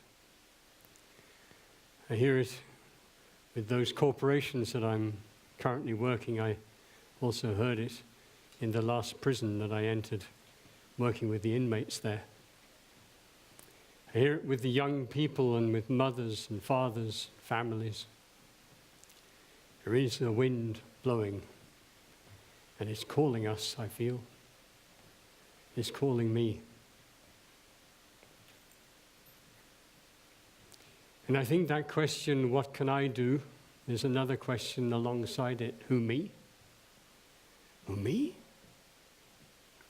Me that is just an ordinary person with a rather average intellect. Nothing very special about me. I don't look so hot. I've got an average kind of background, an average kind of job, or I'm averagely unemployed. Who, me? No, I don't think that includes me. I'll do my little bit. I'll follow. But the invitation to us that's carried on the wind at the moment says, yes, you. Yes, you. It's some time now since I met Graham. He's a guy I'd known in his 40s. I met him when he was giving a talk to a group of budding social entrepreneurs. He's been homeless ever since he was a boy. When he left home, because it was so full of violence, a room in the house where they went and shit. Terrible things happened in that house to Graham. He ran away. And years later, homeless for years, occasionally housed, he'd always run away again. Houses are too frightening for him. He asked himself the question, what can I do? Me, homeless man. And he was selling the big issue, so he began to sell the big issue in these street towns that he was going to in the southwest. And as he sold the big issue, he asked the question, what does this town need? He used the selling of the magazine like a research project. And he had a chat with the shop behind him and said, if I were to be given money, would you keep it for me, because I would not be trusted myself? And once he'd worked out what this town needed, then he began to advocate this cause and collect money. And when I met him, he'd so far raised over £300,000 for a whole list of different towns in the southwest, this homeless man, this man with nothing. And then I think of Nicholas, who phoned me just 2 days ago. He's ex-CEO of some corporation. He rang me. He said, I watched your Children's Fire talk some years ago, and ever since I've been following and listening and watching and reading other things and listening to other speakers. And it's touching my heart. I'm going to see a recruitment agency soon. I'm being talent spotted. I will have my new position soon, but one thing I promise you, I will bring my gifts, my experience, my intelligence. I will bring these things towards the world of our longing. So, you know, I don't buy into this idea of them and us. I'm uneasy each time I hear that corporations somehow slagged off like they're different from us when we wear their clothes, drive on their roads, drink their water and everything else. I don't like it. Our corporations are filled with people who are exactly the same as us, the same proportions of those that are stupid, ignorant, slothful and all the rest of it, and those that have energy and vision. We can change them. We can be extraordinary at this great time, were we to refrain from deciding that we are the good guys and some other identified group are the bad ones. But we're called to be courageous. Courageous. There is no middle ground. There's none of this. We go a little bit, move, we introduce, this ghastly phrase, we fly under the radar. I don't think there's any of that. No, we locate what's at the core, the center of our heart, in our true knowing of what we know to be true, and then we stand by that and we speak it out and we sing it and we rap about it and we create businesses folded around it and we're artists around it and we are everything around it. There is no middle ground. We have not time to play those sort of games of, I'll try and introduce this little, I can only do a little bit, who, me? It's a pathetic little song that's sung by an old paradigm. If we're going to speak about new paradigm, then it is we take that knowing in ourselves that life is sacred and we walk it forward. We walk it forward. And the implications of this are huge. They are huge. Imagine if this university here were to decide, with all our power, with all our resources, with our intellect, with everything that we have here, we will speak this new story.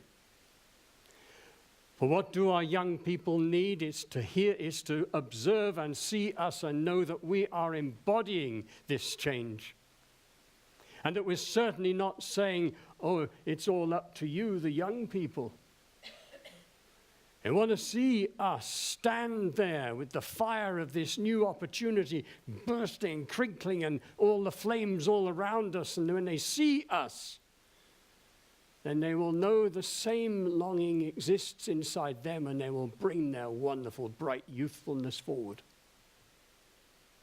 And the elders, those that are 50 plus and all the rest of it, who our society has decided are somehow redundant to the present and certainly to the future, will understand that they too are called to be courageous, that they too are called to be brave like they've never been brave before, and speak and rap and write poems and create businesses and do stuff.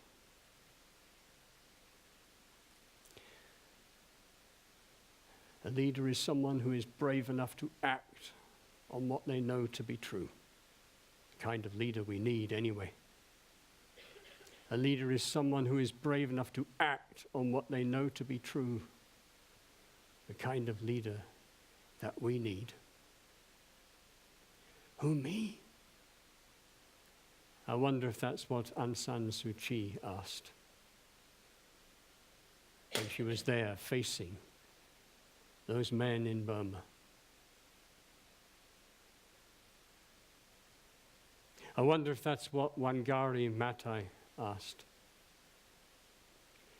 I think at the core of this, it is just you recognizing that it is a privilege to be alive at this time on this earth, and that you are called to be something rather greater than you ever imagined. And then you walk forward. Because when Fiona came to our place in Devon, dying with only 6 weeks to live, and sat by that lake with me sat by her side, and her tears just spilling down her face, saying, I am only 30-something. I have not loved properly yet. I have not formed the friendships that I dreamed of. I have not done anything in this world, and I have not had that baby that I long to have. Why am I dying?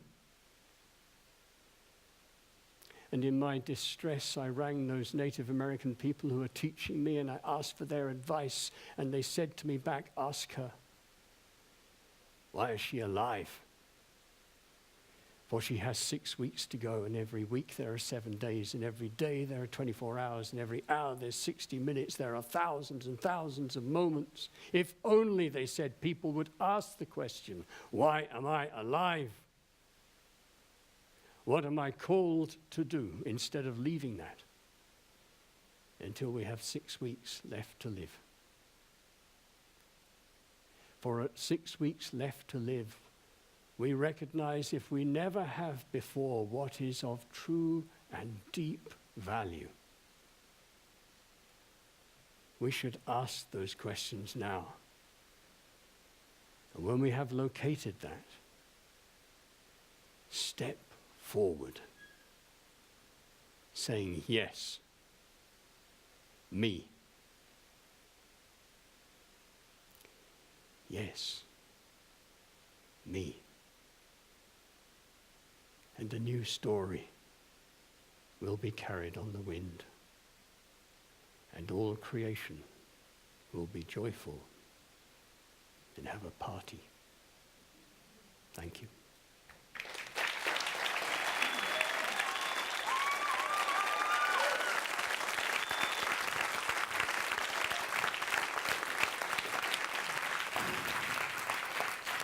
You see, I told you, he does it to me every single time. I've seen Mac a dozen times now, and it never ceases to amaze me how someone with such a masterful ability to make the hair on the back of your head stand up has no hair on the back of his head. We're going to lose him. He's back off to Embercombe to lead one of his courses. But I'm going to come off autocue now. He's done it to me again. He's inspired me just to answer that question that's been welling up. I can just feel it in the audience. What can I do? Two things. If a homeless man can raise £300,000, then the answer to that question must be a hell of a lot more than I'm doing now. And the second thing, act on what you know to be true. If we start with that, just acting on what we know to be true, I think that will get us a lot further than we think. So one more time for Matt McCartney, please, ladies and gentlemen.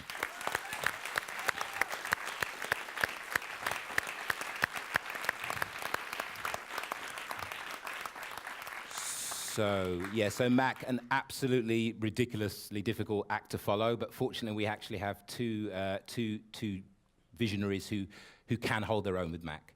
So our first studio expert that I'd like to introduce you to has a background in psychology, education, and the arts. He's a champion of human rights and environmental awareness. He's co-director of the Foundation for Holistic Spirituality and author of Solution, the Holistic Manifesto. Please welcome our very own William Bloom.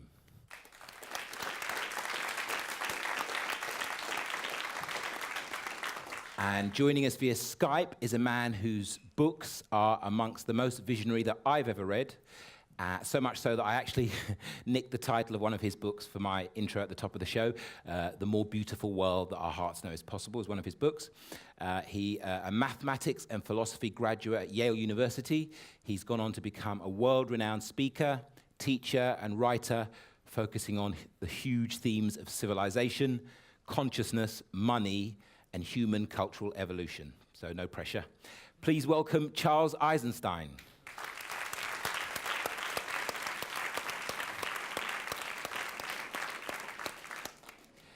So our first question comes from Duncan Newland, again from Southampton. Where are you, Duncan? Quite tough to follow that, really.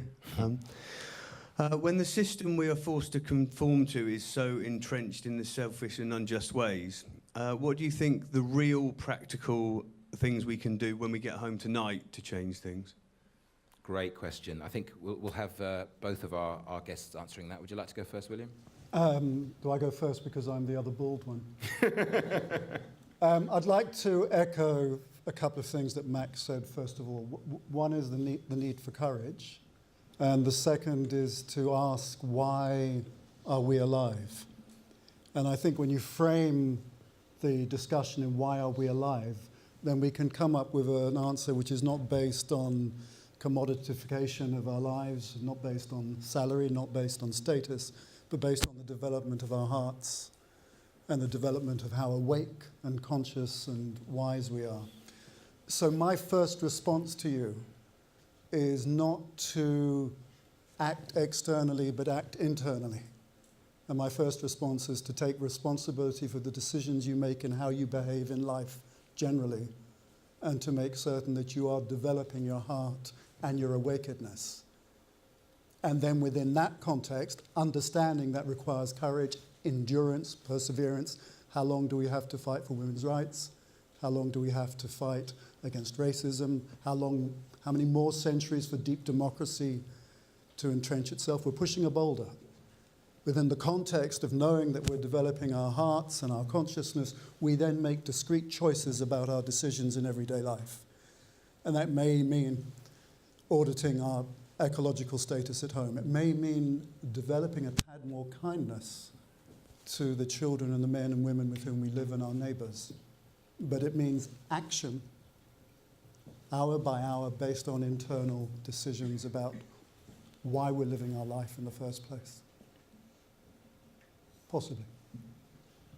Yeah, it's been a theme on Facebook on some of the threads that I've been involved with, taking 100% responsibility. You know, we are able to respond. We are able to respond, and we have to act on that. Thank you. Yes, and we need to be realistic about change takes time. That there are dramatic events. The Berlin Wall falls. Nelson Mandela walks free. But then you look at Russia now, you look at South Africa now, and you see that history unfolds in cycles. There are ups and there are downs. It's an ocean with currents in it. And we lot in modern society, we have a sense of entitlement to a happy ending or a completion to our stories now. We watch them on television, we see completions now. We have commercials that last 15 seconds. We want completion now. We live in a soundbite society, but we're not. We're involved in the evolution of our species. We're in it for the long haul, and that requires endurance, perseverance, and courage, and commitment to the heart, as all the speakers tonight have been saying. And talking of being in it for the long haul, Charles's first book that I read, The Ascent of Humanity, goes back from when we invented fire. So this could be a very long answer, Charles, but what would you like to say in response to the guy that asked, you know, what difference does it make if we change our lifestyles as individuals when the system is so entrenched? Yeah, that's a very good question. You know, sometimes radicals, like, you know, leftist radicals, will say that this kind of dogma about, you know, be the change you want to see and make personal changes is almost a diversion from real political action that could change things on a systems level. I don't really see it that way, but because we're at a point now where we have some kind of knowledge that, like you know, like you just mentioned, that a more beautiful world is possible, but we don't know how to get there. And so any piece of advice that I could give you about a practical action would almost be insulting. You know, it's not like you didn't know it before, you know, to plant a garden or get politically involved or whatever. The answers are all out there. The question is a lot deeper. I'm not sure how long to go on about this, but certainly one question is, how is this small personal action going to bring us to where we want to go when it seems that the forces arrayed against change are so powerful, so all-encompassing? And so we can't make the decision of how to get active or what to do based on kind of this utilitarian mindset where you know, you and this is how we're trained to make decisions based on the measurable outcomes. But today, the measurable outcomes aren't enough. And so we have to follow another kind of logic. And part of that logic, you could call it the heart logic, that knows at that moment that this is a significant act, even if your mind can't say how, you know, what is this going to do in the face of climate change or global financial meltdown or ecocide, you know. But somehow you know in that moment that this is a significant act. It could just be taking care of a child or a homeless person or an animal or a dying person. And the mind says, how is that going to make a difference? You can't map out a path that's going to change the world. Yet, somehow, we know otherwise. And I think that the revolution that we are engaged in right now goes all the way to that level.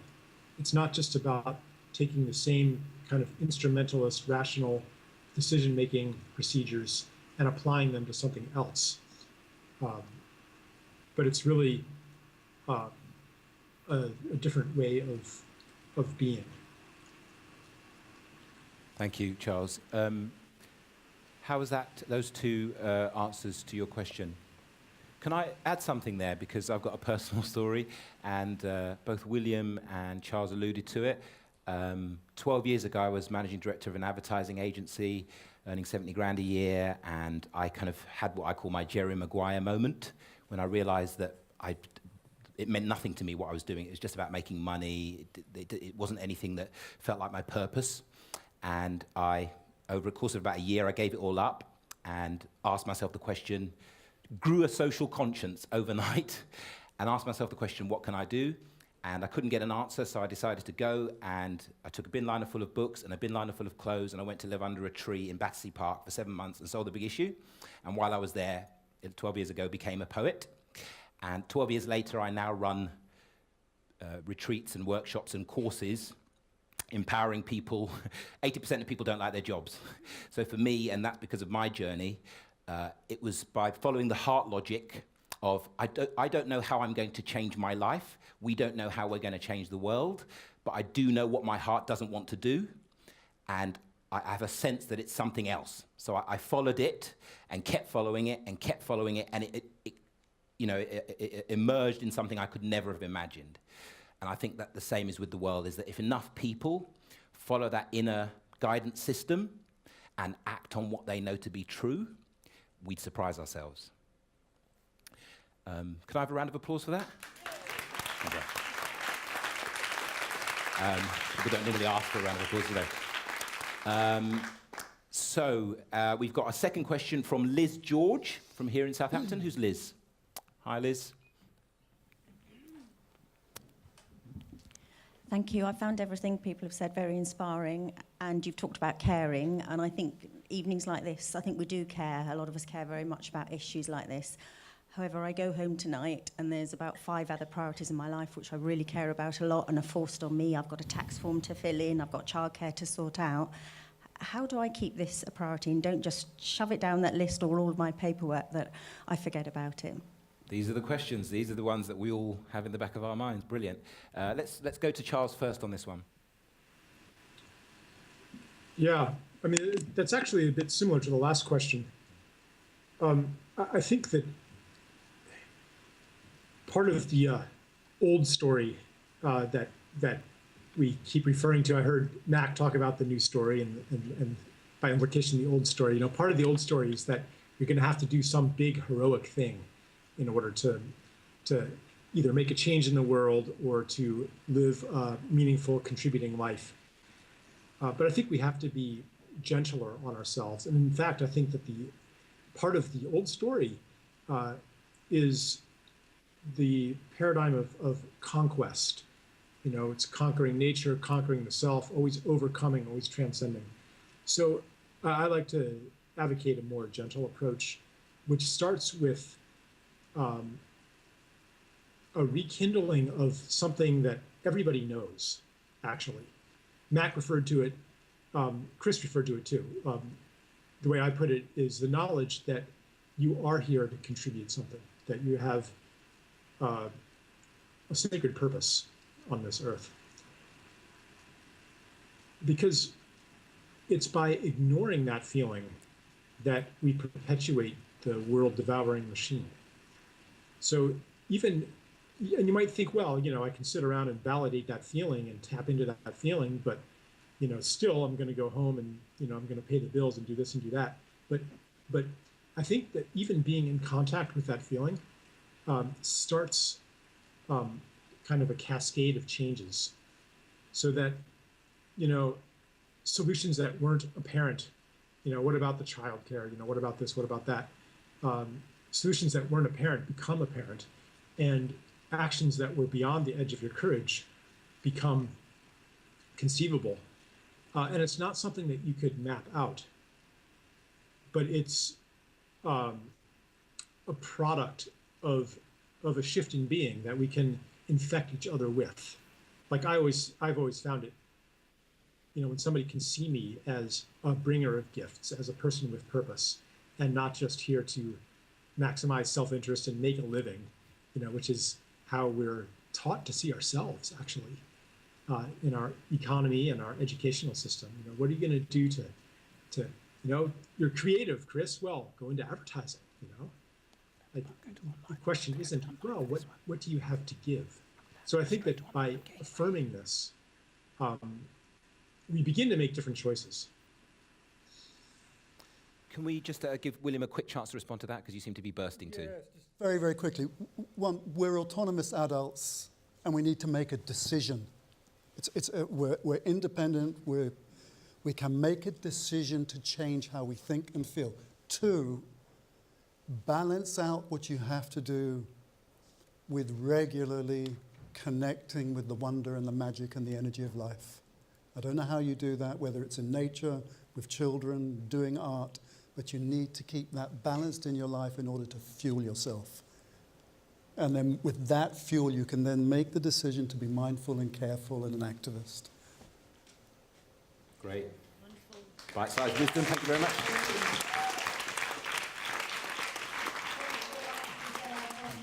Thank you, Charles and William. And so we've got some more questions for you, but just quickly to everybody, all of our online viewers, thank you so much for all your comments and questions you've been sending through, but this is now your last chance to send in any comments to the show this evening. So some of the things that we've heard relating to the personal change, loads of people commenting on Mac's talk, saying Tim McCartney killing it and embrace the change, which I thought was quite funny. A rallying, moving and profound call to action for positive, authentic leadership.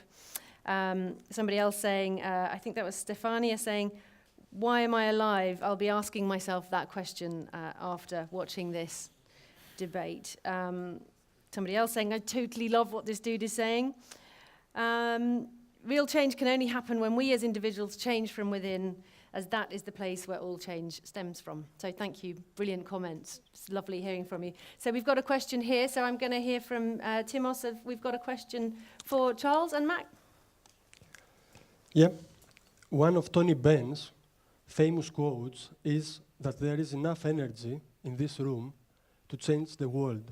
How can we harness that? Okay, thanks, Timos. Okay, so Charles, I'm going to ping that back to you, and then we'll ask William quickly. There's enough energy in this room to change the world. How can we harness it? Again, I don't think it's a matter of I think that the whole metaphor of harnessing it is not quite right. I think that when you have gatherings like the one that we're having now, an energy is generated. And you could almost say that a being is generated. You can probably even feel it in the room, like there's maybe a gathered feeling. And that, I don't want to sound too new agey here, but it's as if that being has its own consciousness, its own intelligence, and changes begin to flow from the gathering. You know, because I think a lot of traditional ways of organizing have reached their limit, and we need to tap into kind of the kind of spontaneous, organic, self-organizing things that happen when people are gathered with a common purpose.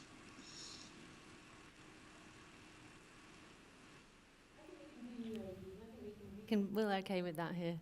Thanks, Charles. And just to you quickly, William. I think it's hugely important that we come out of gatherings like this, not as isolated individuals, but we make sure we have a small group of friends, 2, 3, 4 people whom we trust and love and who trust and love us.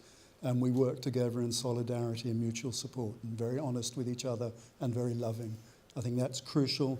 And if you've got friends like that whom you haven't seen for a while, look them out, hang out with them, be with them. It's crucial because the kind of solidarity you get in this kind of a tribal gathering needs to be followed through with other human beings. Wonderful. Okay. Thank you.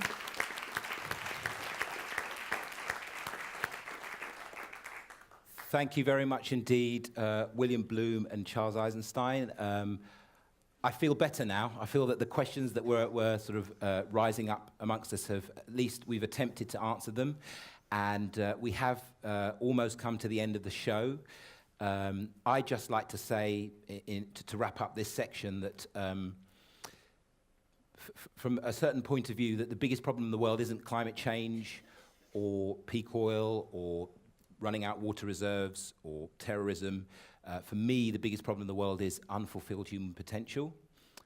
I genuinely feel that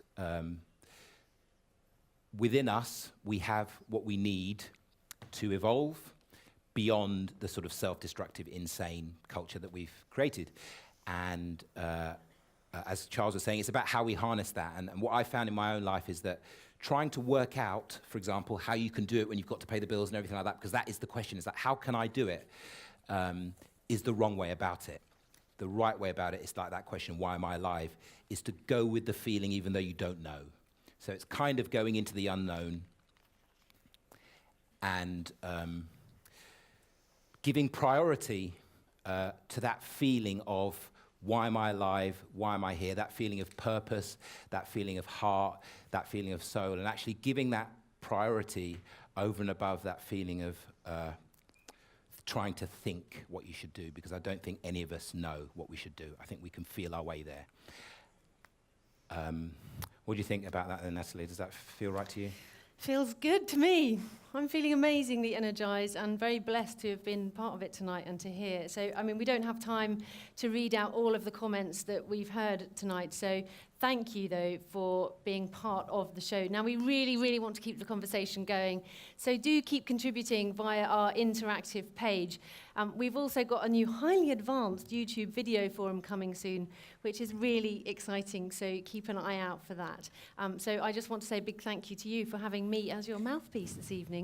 Your comments and questions have been completely brilliant, and without them, it wouldn't have been the truly global documentary it is. We've had people from all over, from Denmark through to South Africa, through to South America. So thank you very much, and we'll hope to see you next time.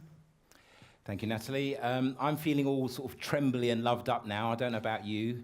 I definitely need Martha and the after party to kind of absorb and integrate everything that we've done, but it just behoves me to thank everyone who's come along and made this a really... Has it been a profound and powerful evening? Hell yeah! Yes. So thank you very much to our wonderful speakers. Ladies and gentlemen, can we give them a round of applause? Our experts, Natalie and the social media team. Yeah. You guys, amazing.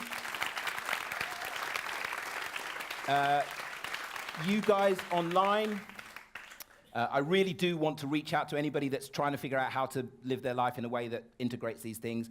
I have a website called chrisparadox.com, and we do loads of stuff out there. Shameless plug. And we're going to be played out with a song that reminds us kind of why we're all here.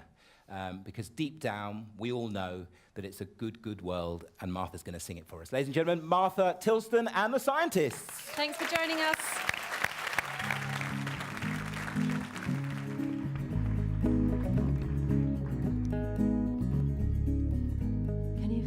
Zeitgeist in your hair.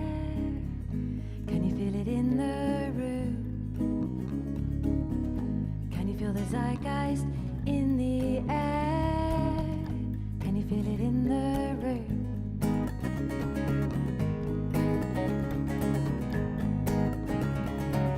Everybody's saying that there's no hope on earth. We should build a spaceship and perform the next rebirth. Blast away into the carpet in search of blackness worth just one leaf of what we have here. We have it all here, yeah, we have it all here. Everything's here. Everybody's saying time is running low, so meet you in the supermarket, panic buy, and then down below into our bunkers like rats in a cave. No, I'm gonna stand on the edge of the cliff just to feel brave. I need to feel brave. This is something we could save. I mean, really save. This is a good world. It's a good, good, good, good one.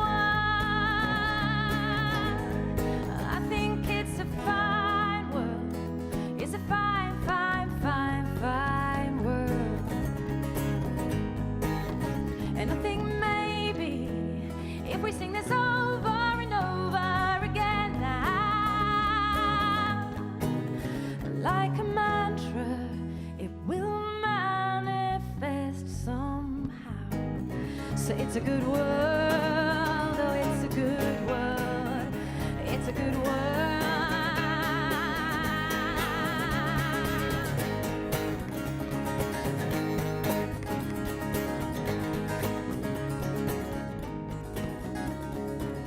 Everybody's saying time is running out. We should build a time machine and clone ourselves when we run out of the perfect people. That's not you or me. Anyway, I disagree, and I disagree. Oh, I disagree. Yeah, I disagree. Oh, how I disagree. Everybody's saying there's no hope on Earth. We should build a spaceship, perform the next rebirth, blast away into the blackness in search of carbon worth. Just one leaf of what we have here. We have it all here, yeah, we have it all here. Everything's here, and this is a good